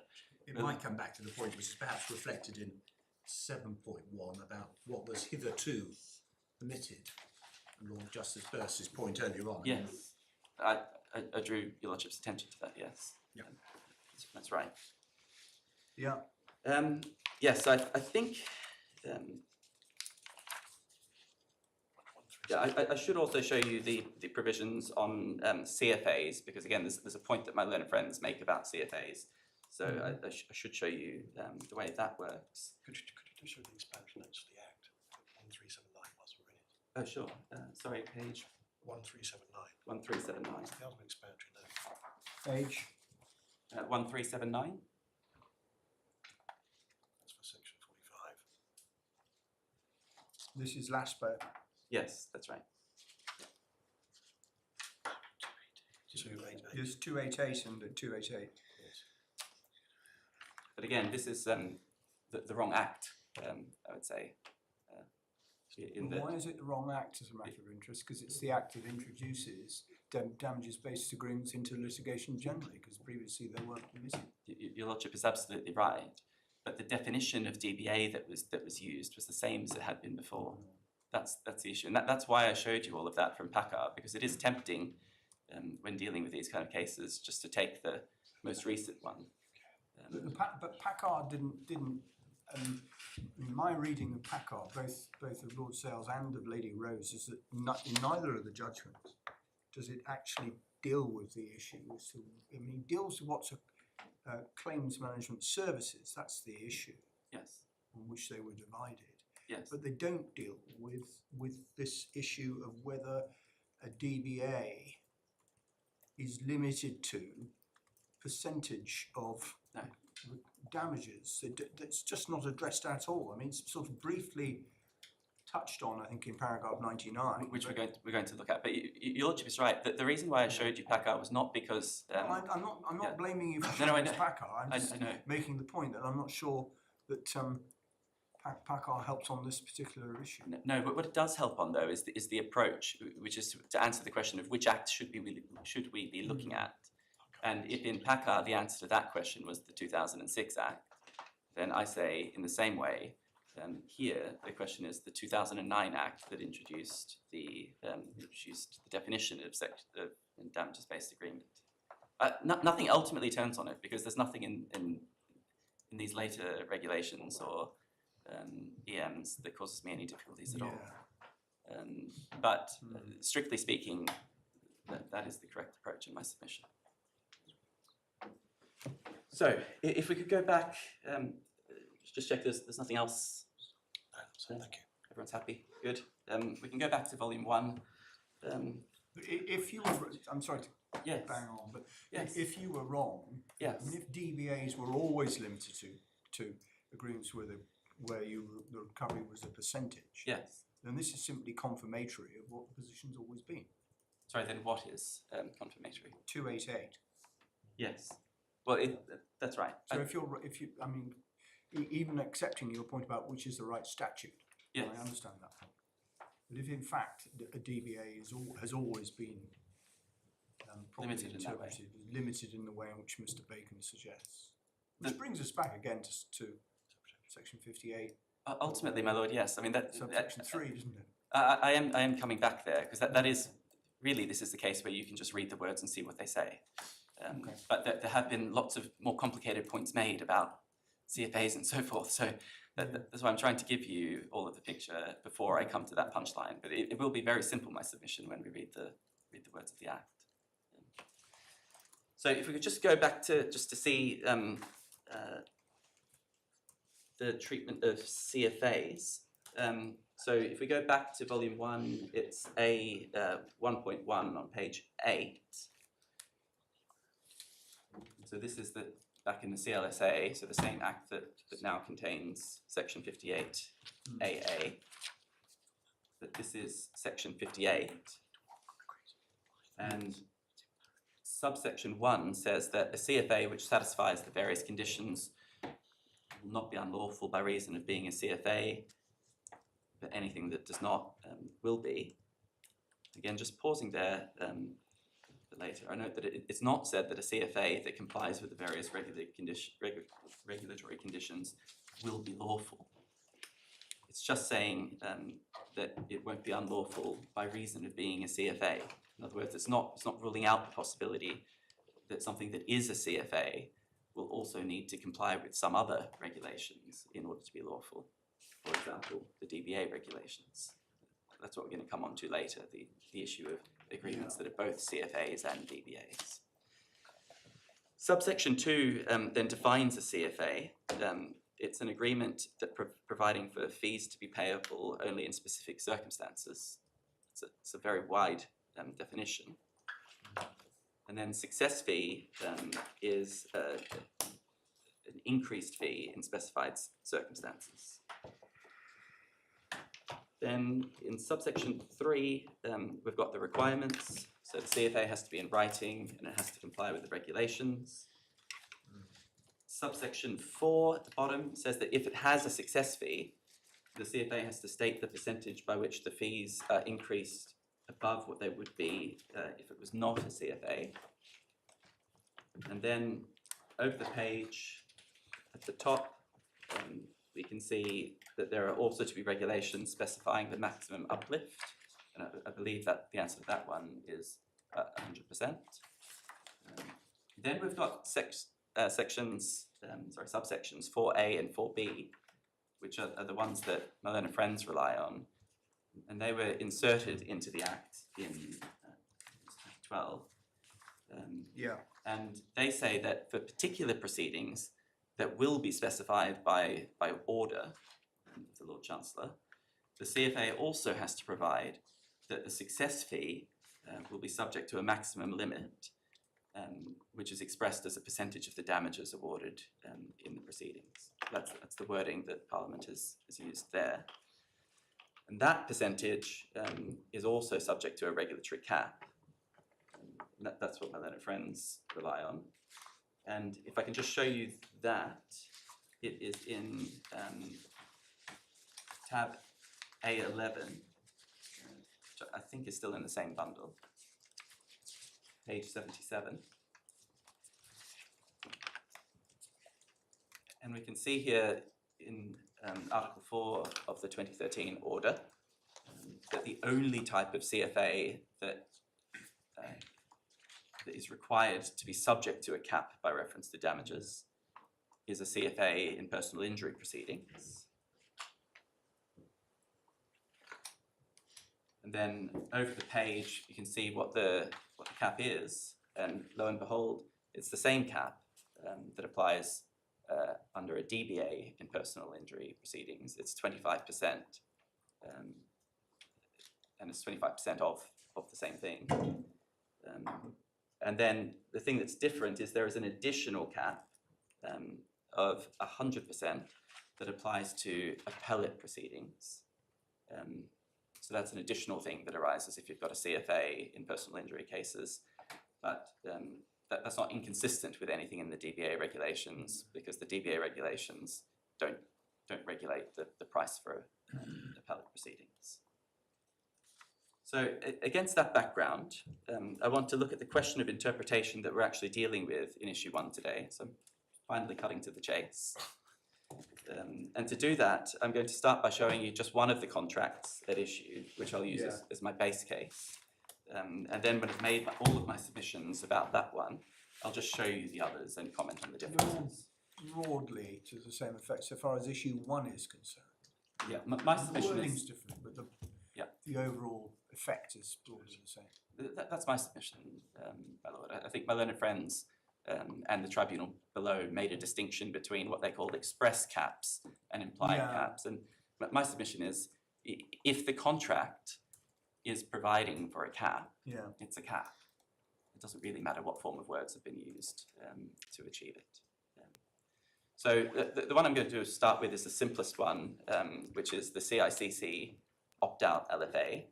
And this one, I'm happy to say, it's actually common ground that there is a cap, and it's an express cap. So we have that in the supplementary, is it supplementary or supplemental? One or the other. In the SUP bundle. At, Yeah, well, I never quite know which it is. yeah, you know what I mean. It's at tab A4, page 40, page 39.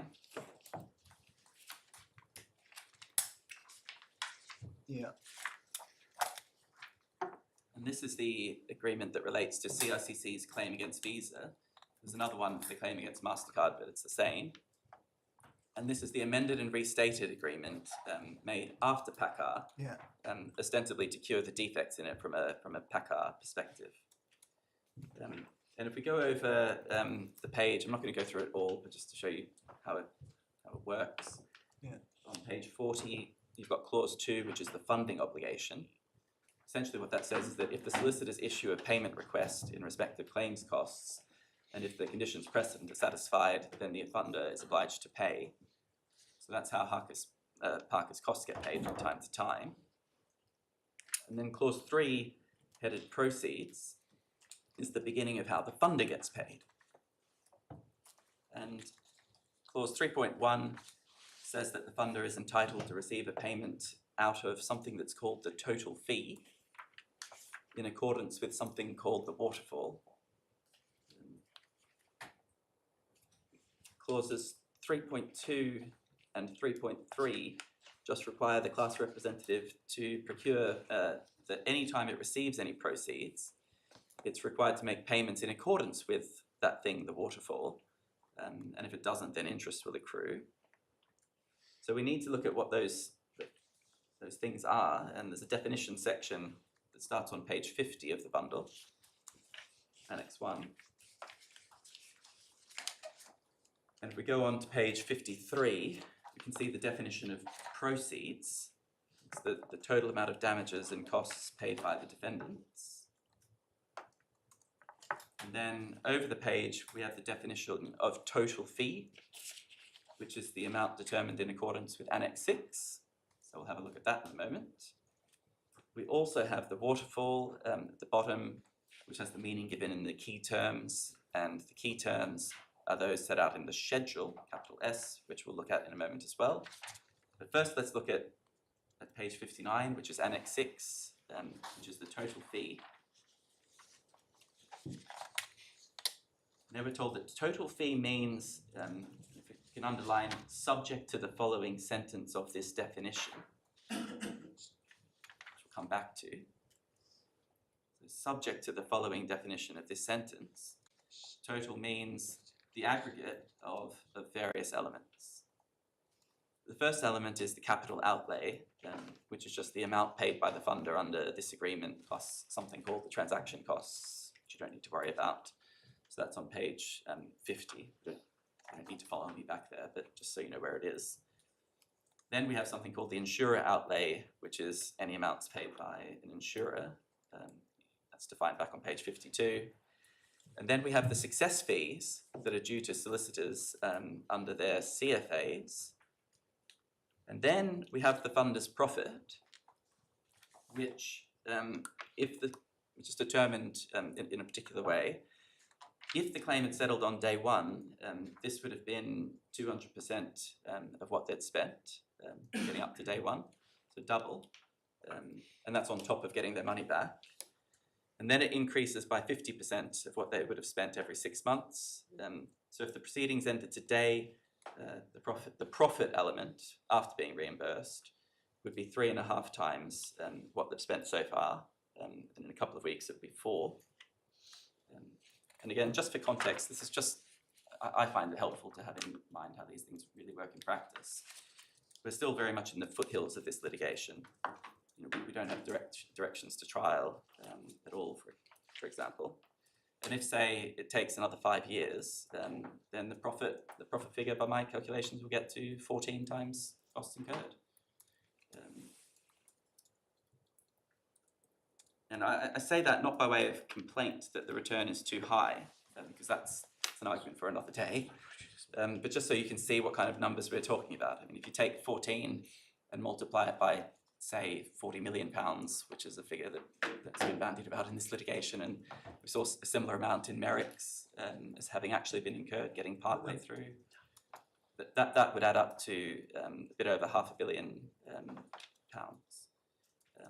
Now, obviously, the claim value is significantly larger than that, they say, running into the billions. But as in any competition litigation, even if CICC is successful in establishing an infringement, it could end up being worth a fraction of that. So no doubt that's why we have the key proviso at the end of this page. This was the following sentence to which the whole definition I've just read is subject, which is, notwithstanding any other provision of this agreement, the total fee shall not exceed the portion of the proceeds that have not been distributed to class members within any period stipulated by the tribunal for distribution to class members following success in the claim. So the total fee, which includes the funder's outlay and also its profit, as well as the other amounts referred to, is capped at the level of whatever is left after distribution to class members. Undistributed damages. That's right. So that there is, just for completeness, there is also on page 44 another clause in the agreement itself that says that. It's clause 7.4. Page 44.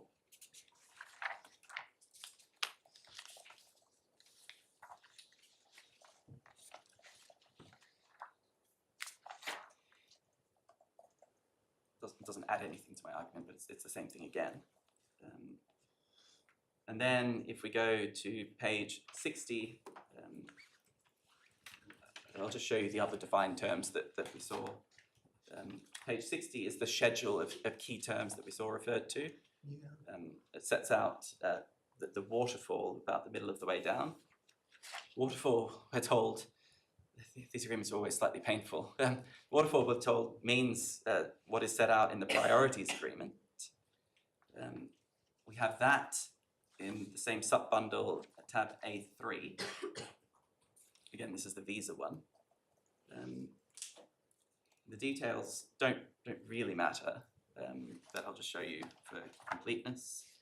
On page 25, we have what I think they really mean by the waterfall. This is what happens to the money.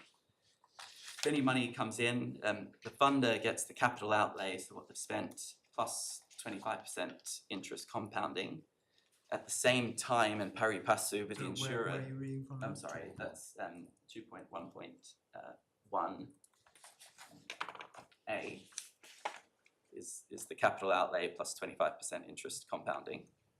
And then you can see by the opening words of 2.1.1 that happens at the same time pari passu with the insurer getting reimbursed. So that's the first thing that happens with the money. Then the second thing is once those amounts have been fully paid, the lawyers get paid. That's 2.1.2. And then after that, we've got 2.1.3, where the balance of the total fee, so we just keep paying until we've got up to the contractual mechanism that we saw back in Annex 6. We pay it in these proportions to the insurer and the funder. That keeps going until everyone has been fully paid. So that's my base case agreement. Now what I want to do is go back to the current version of the Act and just see whether this meets the definition. So if we could go back to the authorities bundle. And then 2.1.5 and 2.1.6 simply pick up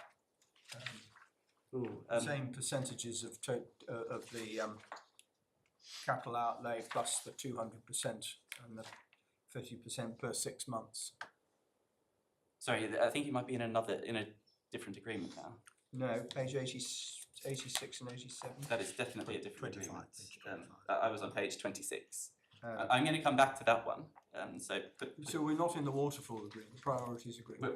We are in a priorities agreement, but there's more than one. Page 23. Okay. The one we're in begins on page 28.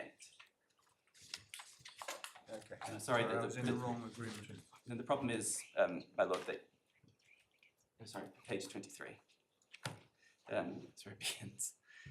The problem is that you've got a number of agreements here, and some of them are in the same cases, and therefore use similar words to up to a certain point, and then they diverge.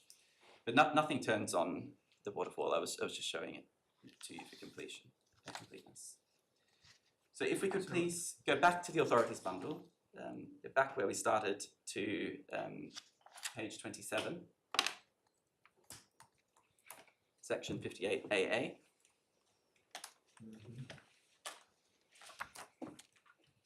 This is me finally making my submissions on what it means.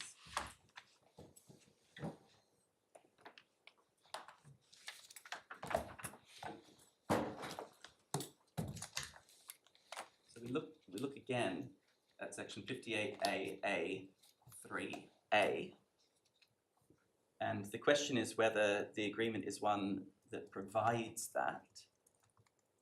And if we go to Roman 2, does it provide that the amount of the payment is to be determined by reference to the amount of the financial benefit obtained? And my first submission to you is the simplest one, which is that, and it should really be the beginning and the end, which is that just applying the ordinary and clear meaning of those words, the payment under the LFA we've just been looking at is determined by reference to the financial benefit received. That is one thing that is provided for in the LFA. And that's because what the LFA provides is that the payment should be determined as whichever is the smaller of two things. One of those things is a multiple of outlay, multiple of costs. And the other of those things is the undistributed damages. And there's a single mechanism, which is that you calculate those two numbers, and the payment is the smaller of them. And sometimes, both in the tribunal's judgment and then in my learned friend's submissions, sometimes some nice points are taken about the particular words that are used to produce that result. And just to be very clear about what I say, if you've got an agreement that says you can have a multiple of costs subject to a cap by reference to X% of the damages, 100% of the damages, if you like, 60% of the damages, doesn't matter. That is the same set of contractual rights and obligations as a contract that says you can have 60% of the damages or 100% of the damages, whatever it is, subject to a cap of a multiple of my costs. And both of those two contracts are also the same set of legal rights and obligations, and therefore the same contract as a different form of words, which says you can have whichever is the smaller of the multiple of my costs, or 60% of damages, or 100% of damages, whatever it is. And anyone who thinks back to high school maths will recognize all three of these contracts as adopting a minimum value function. That is the mechanism, which is says you have a couple of numbers to choose from. You could have one that was more complicated, that had 3 or 4 or 5 different numbers to choose from, and it's the lowest one that is paid. That is what these contracts are all doing. But the undistributed damages point Yes. is an indeterminate at the time when the contract's entered into. That's my point. Absolutely no idea whatsoever. That's right. And it might turn out. It might be 5%, it might be 10%, it might be 15%, it might be 20%. It's more likely to be about 80% on some of the sort of history in other jurisdictions. More likely to be? Undistributed damages are going to be greater. Oh yes, I see. Much Yeah. greater. Sorry, I'm with you now, my lord. I had it backwards. That's right. But still, what's going on here? But how is that determined? Well, it's when determined. the contract's entered into. Because you have to decide this, don't you, at the date of the contract? Absolutely, and It's common ground. That's right. And my point, my lord. It's up for grabs. No, not at all. My point, my lord. It's a formula. Is that a contract which provides for a formula or a mechanism? Here, the formula is the minimum value function. Where one of the elements of that minimum value function is the undistributed damages, the financial benefit, or even some part of it. Why is undistributed damages a financial benefit? Who gets the benefit? Yeah. So it's received by the class representative, and then I understand that. yes, and so that's the way it was. I mean, you could ask the same question about the total damages, about whether they're really received by, whether they're really a benefit to the class representative. But that was decided in PACAR. Right. Okay. Sorry, I don't want to be misleading about that. I don't think there was any argument about that in PACAR is probably the right way to put it. But the upshot of PACAR is that we treat those as the financial benefit. So that's how we apply the concept of a financial benefit, which is a very broad term, to this context. So my submission, my lord, is that you don't need to The know. financial benefit obtained isn't really a financial benefit obtained at all. It's the liability of the defendant. Financial liability of the defendant. Well, no, my lord. If the defendant, let's say for the sake of argument, the defendant pays £5 million in damages. I know in the context of these sort of cases that's probably peanuts, but let's just say 5 million. Yes. And the undistributed damages are 4 million. Yes. So the actual financial benefit to the class rep and the class is £1 million. And the 4 million goes elsewhere because it's undistributed.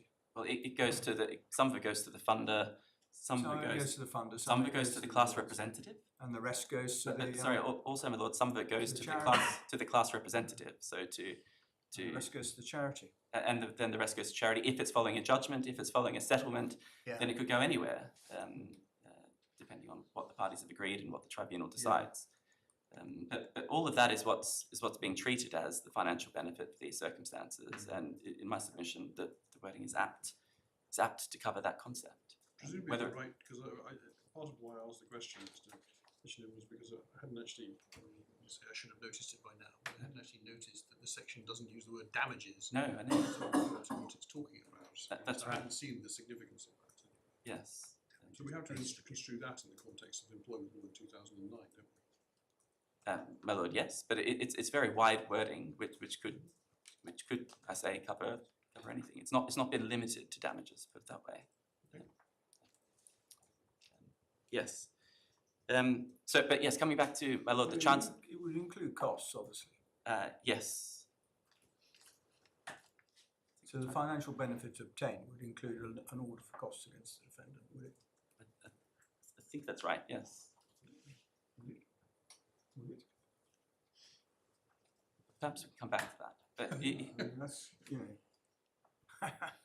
in any event, I did want to come back to my lord, the Chancellor's question about what do you do about the fact that we don't know now which limb of the definition of total fee is going to be operative, if I can put it that way. Yeah.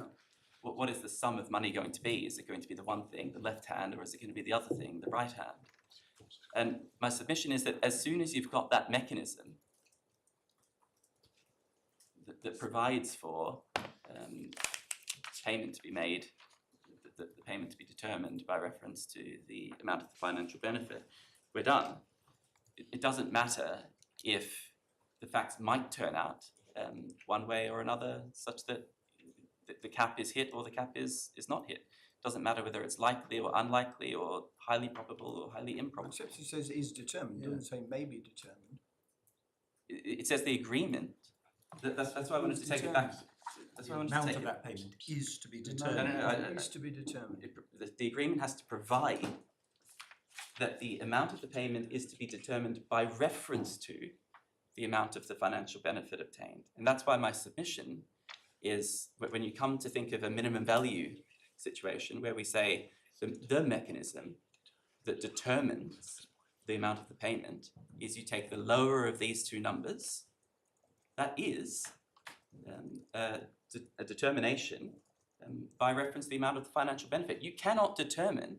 But if in any given case the determination is actually by reference to the outlay, plus an uplift, a 200% uplift or whatever it is, then that's not been determined by reference to the financial benefit obtained at all. Well, that's not right, because you can't in my submission reach that conclusion without referring to the amount of the financial benefit obtained. Because you only reach the conclusion that it's the multiple after you've both calculated the multiple and then compared the value of the multiple to the value of the financial benefit obtained. That's an integral part of the mechanism. It's not talking about what the payment might be, it's talking about what the payment is. That's right. And The payment is, in some of the cases, when you have your limit function, as you call it, the payment, if the one is lower than the other, and it's not the damages one that's the lower, then the payment is determined by the thing that isn't damages. But The payment. my lord, no. The wording is determined by reference to. And you cannot make the determination that your lordship has just put to me without referring to the amount of the damages. There's a single mechanism which asks you to calculate two numbers and then compare them. So it's that's what I was just submitting to you, is that it's an integral part. The second bit, the comparison with the actual, with the financial benefit, is an integral part of how you determine the amount of the payment. And we could turn it around and just see how big. So suppose you're against me on that, and you take my learned friend's approach to this, which is to say that they actually go so far as to say that unless it is inevitable at day one that the amount will be the outcome of a calculation by reference to the sum of damages, then it's not a DBA, and so it's entirely out with these regulations. Well, that would mean we could turn it around and have a contract that provides for whichever is the greater of those two numbers, a maximum value function instead of a minimum value function. So we could have a contract that says the payment will be whichever is larger out of a multiple of my costs and 60% of the damages. But the other way of looking at it is to say, given that this is a contract, given that one has to assess this as it relates to the contract, is the provision of the contract provide that the amount of the payment is to be determined by reference to the cap? That's right. In this Well, instance. not- But it doesn't, because you don't know the answer to that. It may be, maybe not. Well, my lord, that's what I keep saying. That's not right. It's not. Presumption there is that there's only one mechanism in play. Well, there is only one mechanism in play in my submission. Here, there are two potential mechanisms in play. You just don't know which applies. There's one mechanism, and you have to apply the whole of the mechanism.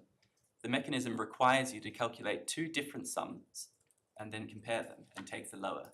You're not, if all you look at, if you don't refer to the amount of the damages at all in your process of determination, if you don't look at it, say let's put it over there, blinding myself, I can't see it, I'll just calculate the outlay, you're not done with the process of determining the amount of the payment.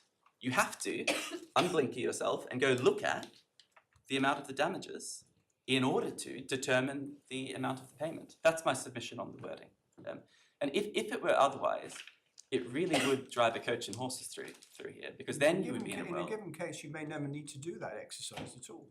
I mean, in the case where the damages recovered at 100 million, Yes.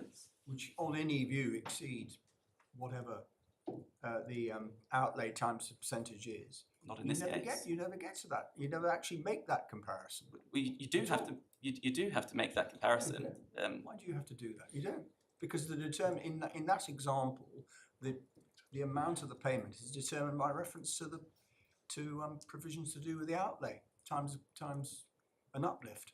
My lord, in order to reach that conclusion, you have to see which of the two numbers is smaller. You're not calculating. It's not determined by reference to. You're just looking at it to see if the cap's hit or not, and if the cap isn't a hit, then the determination is not by reference to. Well, I think you understand. I understand that way. The difference between determination and calculation is not determined by the cap, albeit that the calculation may involve some.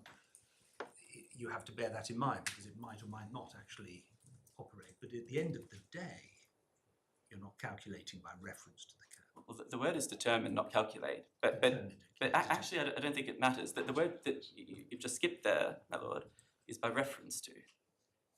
And that's the submission I keep making. I mean, it depends how one construes that, how broadly or how far that goes. And my submission is that the words just mean what they say. So effectively what your lordships are putting to me and what my learned friends say is that you can add the word exclusively in there. That the determination needs to be exclusively by reference to the amount of damages, or the determination needs to be in all circumstances or inevitably by reference to the amount of damages. But those words don't appear in the Act. And if they had, the Act would have been wholly ineffective, because it's the simplest thing in the world. It's certainly a DBA if you have a contract that says you'll have to pay the greater of these two numbers. One is a multiple of my outlay and the other is the damages. And it's alarming to me to think that the claims managers can run around in the employment tribunal making agreements of that kind. That would be alarming. And they could say, I'll have whichever is greater out of my costs with no uplift and 70% of the damages. And you would say that's not determined by reference to damages, because one possibility is that the damages end up being less than the costs. Well, that's true. That is one possibility. But the idea that takes it entirely outside of the scope of the consumer protection regulations that Parliament has enacted, I don't understand where you get that from the materials that we've been looking at. And it does involve the addition of words or the deletion of words, as we've seen in the exchanges that we've had, where words like reference to keep getting dropped. This may be taking consumer protection too far, but if you're right, then the solution for the class reps is to remove any reference to the cap and just simply leave it to the CAT to exercise control. Well, my lord, if I'm right about what the legislation means, then there are all sorts of different solutions that one could adopt. Some of them would involve new That's hardly legislation. pro-consumer. Sorry? But my point is, that would hardly be pro-consumer, because contractually, they would simply remove any reference to the cap, they would put some wild multiple in, and then leave it to the CAT to exercise discretion. But as I've said, the same is true under this type of regulation. Just argue why is if we're measuring this by reference to what's pro-consumer, I'm not certain that is. Save to say, well, the CAT will always exercise a pro-consumer discretion and control. My lord, in my submission, it's actually quite unhelpful to try and look at this through the lens of Consumer protection. no, not of consumer protection, of competition litigation in the CAT, because there you're talking about the policy under Section 47C, which has taken you a long way away from where we started, which is the definition that applies in the employment context. But yes, as I said earlier, it's an inevitable feature of imposing a system of price regulation on conditional agreements and not regulating agreements that are unconditional, that you will have situations where consumers end up with a worse result. But actually, the right counterfactual, if I can put it that way, to use a competition lawyer's term, my lord, in the Section 58 AA context, is not that someone removes the cap. It's that someone uses a cap that complies with the regulations. Sorry, someone does what? It's that the parties use the cap that complies with the regulations. So in an employment case, that they could say that you'll have the lesser of two amounts, some multiple of costs, or 35% of damages. And they could add a provision that says, by the way, the reason why we've chosen 35%, if that for that limb of the determination, that integral part of the determination, is because these are highly complex proceedings, and there's a novel point of law, and whatever. Then you've got a DBA which complies with the regulations, and it has this structure, and there's no problem. So it's true that it's also possible that the claims manager will say, well, I'm not doing that. I'll just remove the cap and just have a large multiple of my costs. That's the only basis on which I'm willing to work. But Parliament and the Lord Chancellor always took that risk, that's one way it could go. But I'm sure that has been the experience. I think by and large, people tried to comply with the regulations. There still are. I've not seen any suggestion that there aren't any DBAs anymore in the employment tribunal. But that's how it works. Yeah. So just sort of skipped ahead a little bit. I think.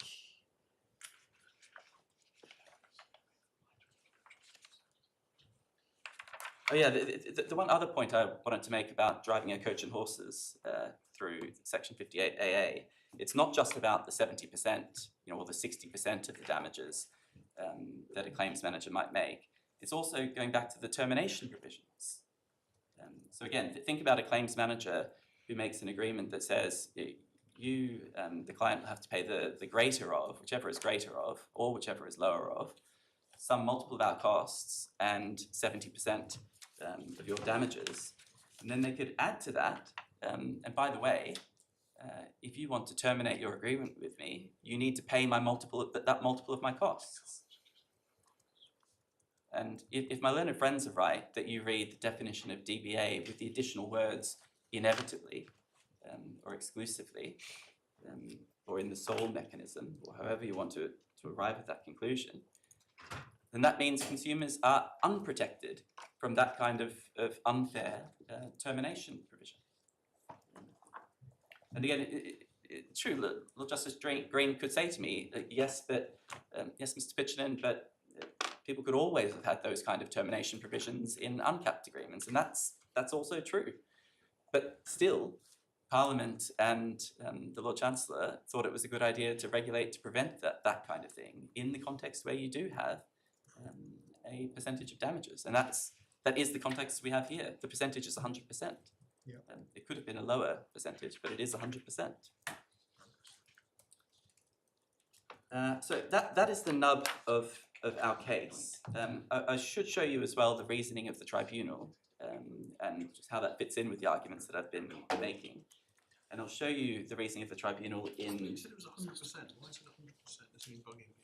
Oh, okay.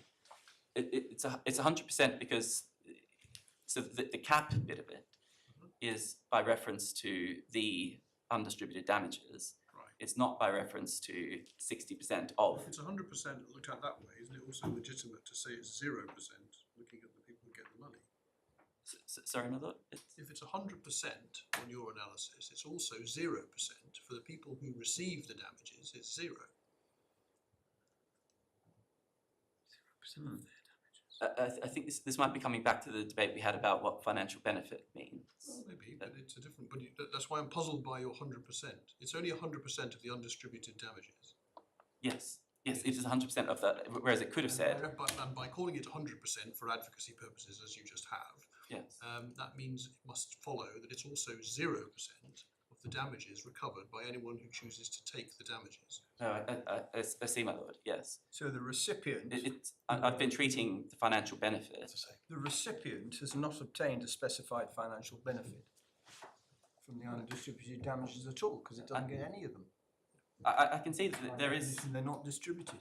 there's a question mark as to whether, when we talk about the financial benefit in a case like this where the recipient is actually not the class, the recipient is the class representative, it is slightly unclear whether we should be looking at the total proceeds or, so when we talk about the cap that applies, the regulatory cap that applies in Regulation 4 of the 2013 regulations, is that of the total damages, or is that of the undistributed damages, or is that of some other amount?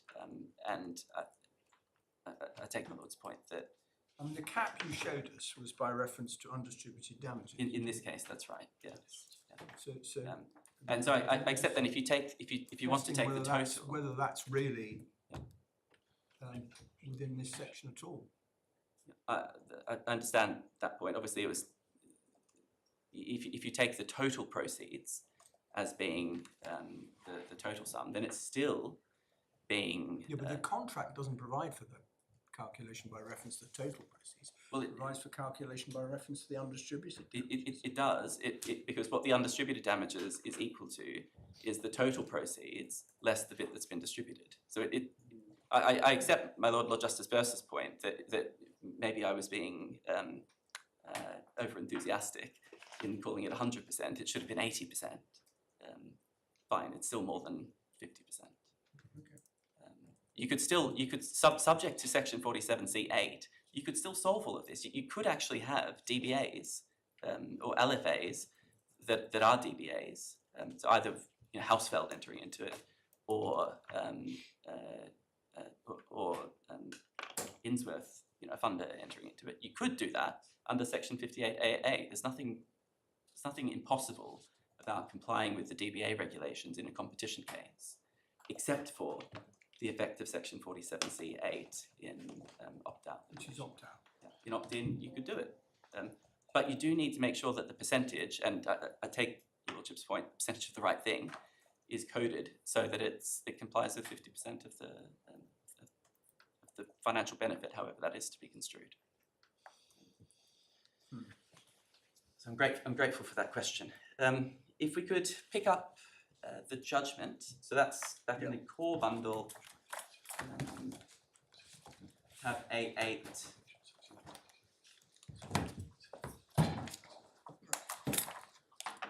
Which begins at page 86, but I want to pick it up from page 103. This is CICC. This is CICC, yeah. So it's dealing with the agreement that we've just been looking at.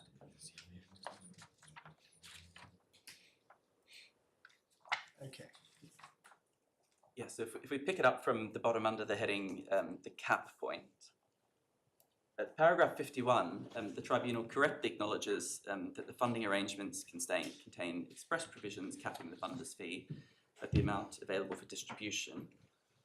Over the page, they say that the commercial purpose of these provisions is to ensure that in no circumstances will the PCRs be liable for amounts beyond that.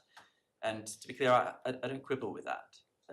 That is just saying that the commercial purpose of these provisions is to do exactly what they say, to help determine the level of the fee payable to the funder in a way that prevents the class representative from having to pay more than the undistributed damages and costs. And then you see at paragraph 52 to 53, the tribunal is summarising an argument made, I'm sure, significantly more attractively by Mr. Kennelly, KC, for Visa and Mastercard, that was along the same lines as, substantively the same, as the argument that I've just been making to your lordships. And then at paragraph 55, we have the main objection, really, to our case from the tribunal, which is the same one that we've been debating. And this is the point that it seems arbitrary to object to a contract that contains a cap by reference to the level of damages, when you So could... which paragraph are we in? 55. So I'm summarising it. So if you see from the second paragraph, we pointed out that it seemed rather arbitrary result. Perhaps if I just let you read it. Well, it's your argument. It is what it is because that's what the law says.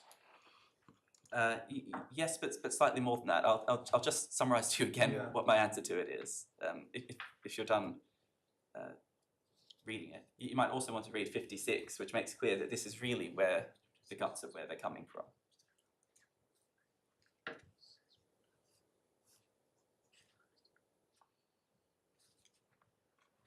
Judges know they're on weak ground when they have to resort to common sense. Well, my lord, that is why I wanted to show it to you, because there is a real point in there, which is it's not just the common sense, it's also the holistic basis. So they don't like the words of the Act. The words of the Act are difficult for the conclusion that they want to reach. And I don't mean that in any kind of improper way. There's nothing wrong with wanting, seeing what you perceive as a sensible outcome and striving for it. But I'm afraid it causes serious damage to the regime that we've just been looking at. I think to 58 is a perhaps more convoluted way of putting the same point as we put to you a moment ago, which is that it's the difference between is determined Yes. and might be or may be, and they put it as might have an influence, but you might say, well, may be determined depending upon particular circumstances of the case. So, I mean, that's the same point, I think, isn't it? Yes. Can I just take it slightly more slowly than that, my lord? I won't deviate back over all the ground I've made before about coaches and horses, but taking paragraph 57, if we start there, they say that, look, there are various ways in which circumstances might give rise to some adjustment in the amount of the funder's fee, and they include the oversight of the tribunal, a point that my Lord Justice Green put to me, or the terms of a settlement, or contractual provisions in the funding arrangements. So they're setting that up as things that might be determining or might be influencing, in a way that turns out to be determinative, the level of the funder's fee. And I hope I've already made clear that our interpretation of Section 58AA is exclusively focused on the contractual position. So we're not arguing that a contract is a DBA simply because, as a practical matter, the tribunal may end up making orders that prevent payments to funders in circumstances where the payment would amount to a very large fraction or even all of the damages. Section 58AA That's not the point they're making, though, is it? I mean, if you read 57 and 58 together, well, 58 is what what... they're making is if you take the example of the CAT oversight, Yes. so the CAT has a supervisory jurisdiction to ensure that the consumers are not prejudiced. That may or may not be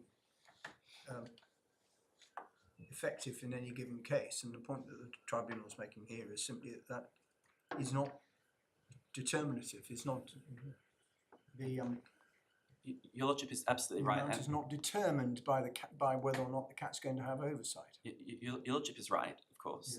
Yeah. And I was coming on to deal with that at 58. Yeah. Before I got to 58, I just wanted to narrow it down, right? Because I'm not relying on any of the other things that are in 57, the practical things. You can forget about those.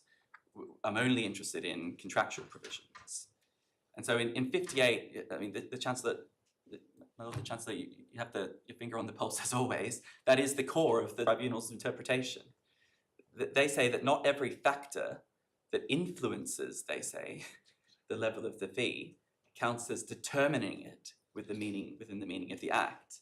they say that a factor only rises to the level of determining the fee if it is the substantive mechanism by which the funder's fee is arrived at. Or at the end of the paragraph, they say the real and substantive basis on which the funder's fee is determined. And my submission is twofold in response to that.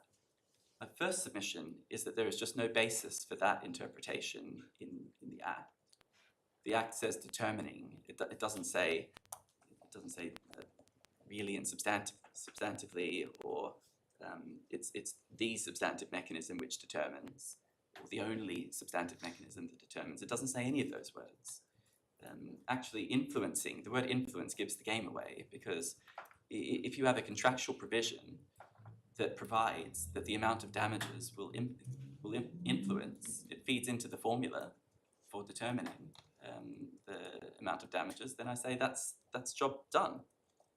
That's the first point. But the second point is that that is a test that very quickly becomes impossible to apply for the reasons that we've already canvassed. If you've got a contract that provides that the fee will be whichever is the lower of two sums, or whichever is the greater of two sums, it's just impossible to say which one of those is the substantive mechanism, or the real and substantive basis. And the other one is what? A non-substantive mechanism? An unreal basis? There is but a single mechanism here in this case, which is to take the lower of two numbers, whichever that turns out to be. And This is that's another one of those familiar arguments you get in law all the time, all over the place, where you have but-for causation, and then you have two causes, and so you're left with a judgment to be made. You can't really avoid it in the end. You can say something has to be, you have to have a but-for causation test, but then you discover that the result is one of those things which is caused by multiple causes, as most things are really. But then you have to say, well, we still have to decide which is the cause, and ultimately you can't avoid having a debate which looks at it as a matter of substance rather than form. well, my lord, I'd like to make that more concrete by looking at what the tribunal actually went on to say, grappling with this argument. But my submission is that in the context of a damages claim, where you do need to conclude whether something, whether the breach was the cause of the loss, of course, your lordship is right that you have to make that kind of evaluation, and you will conclude that it is or isn't. But that is a very different context to the one we're in here, which is imagining a regulatory regime for which, in order to determine whether you're within it at all, as in whether you have to comply with the black and white rules that follow, you need to do a multiple sufficient causation kind of No, but the point I'm making though is that it's not about the fact that it's a regulatory regime. The test set by the statute is effectively a causation test. It is something determined by something else. That's a causation test. It is, my lord. And my point is only, maybe nothing cleverer than that, is that if it is a causation test, we've always known that causation tests run into trouble when you've got multiple contingencies. Well, they can do. So, they can do. No, I accept that. And in this context, my submission is the way to avoid, we need to avoid that trouble. Because if that's where you are, then the law is unworkable. If to know whether this regime applies to you, you need to do that kind of analysis, as we're about to see. You're going to be in real difficulty. Well, that's a bootstrapped argument with respect, because the other way of putting it, no doubt Mr. Bacon would say, is that if in fact the provision is such that you don't know what the answer is, because it might be one thing or it might be another, then it falls outside the statute altogether, because it's not something which is to be determined by reference to. Well, because you can't look at the contract at the outset and say, well, this is how it is going to be determined. Not might be or may be, or depending on a series of contingencies. Yeah, so we're at risk of going around in circles. I fear that you have my point that in a lower of case or in a greater of case, you are always determining by reference to the amount of damages, because you need to look at the amount of damages. You need to refer to it. That's why I'm just using the words that are there in the Act and no others, in order to know what the amount of damage, what the payment is. But let's look at what the tribunal did. So we go to page 109, and we can see this is where at paragraph 68 they grappled with some of the arguments, some of the examples that we've been. Sorry, which paragraph? 68. 68. That's right. Page 109. Okay. And the tribunal refers to Mr. Kennelly's example where the cap is something less than 100% of the financial benefit to the funded party. So it's something like you pay me whichever is lower out of 14 times my costs or 60% of the damages. Well, the tribunal says in the second sentence that it might well be asked what the purpose of that cap is, what the purpose of providing that it should be the lower of those two numbers where one is 60% of damages. My submission is it might equally be asked what the purpose of asking what the purpose is, because the statutory test has nothing to do with the purpose for which the parties have drafted the agreement the way they have. It's a test that asks how the payment is determined, not why it is determined in that way. But putting that to one side, suppose I go down the tribunal's rabbit hole and I answer their question and I say that the purpose of the cap, the reason it's capped at 60% of the damages, is to reduce the amount that needs to be paid in situations where the damages award is small. That's obviously what the purpose of it would be. What else could it be? Well, how does that help answer the statutory question? Is it or isn't it being determined by reference to the amount of damages? In any case, what the tribunal says in a structure like this is there might be a very real question as to whether the cap at a level below 100% of the relevant proceeds was, as a matter of substance, creating the character of a success fee, by which I think they mean a DBA.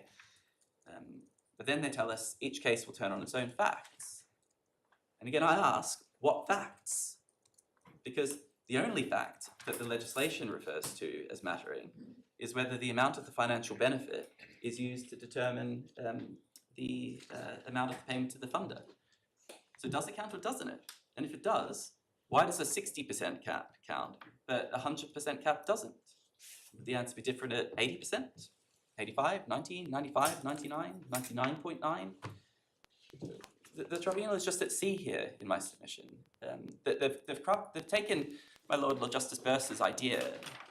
I think that's what they're grasping at, these subtle questions about legal causation in situations of multiple sufficient causes or multiple contributing causes.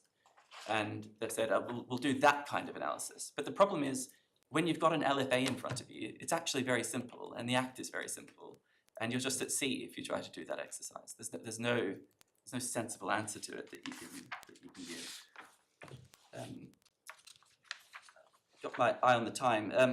I would just like to add that you might think that Mr. Kennelly was, and I'm now just being difficult, coming up with theoretical examples that are of no practical interest, with these agreements that say 60% of damages or some multiple of the costs. But Perish the thought, Mr. well, yes, indeed. But my learned friends explain in their skeleton argument that structure of agreement is actually what they call very common. And that's in paragraph 58.1 of their skeleton, which you can find in the core bundle at page 432. And the context they say it's very common is for lawyers using CFAs. And of course, what is a CFA? It provides for a multiple of your costs. But they provide for a multiple of your costs subject to a cap of a percentage of damages, which is, and you take whichever is lower. So it's exactly the structure that we're looking at here. And indeed, they go further and they make the submission, referring to the provisions that we looked at before, that is actually mandatory in the case of the CFAs that relate to personal injury claims. It's mandatory to have that structure where it's the multiple of your normal fees subject to a cap of 25% of the damages. So these scenarios we're talking about are very real, and you need to be able to answer the question of whether in that case the payment is determined by reference to the amount of the financial benefit.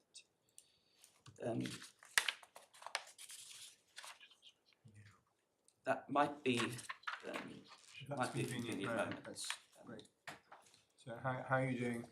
I think Intervened a fair bit. I think I'm doing okay. We can probably take some of the other material a bit more quickly because your Lordship's very helpful interventions have sped me along to some of the That's what arguments. the council always says. We know between sarcasm. between gritted teeth. Yeah. Okay, 2 o'clock then, please. All rise in favour.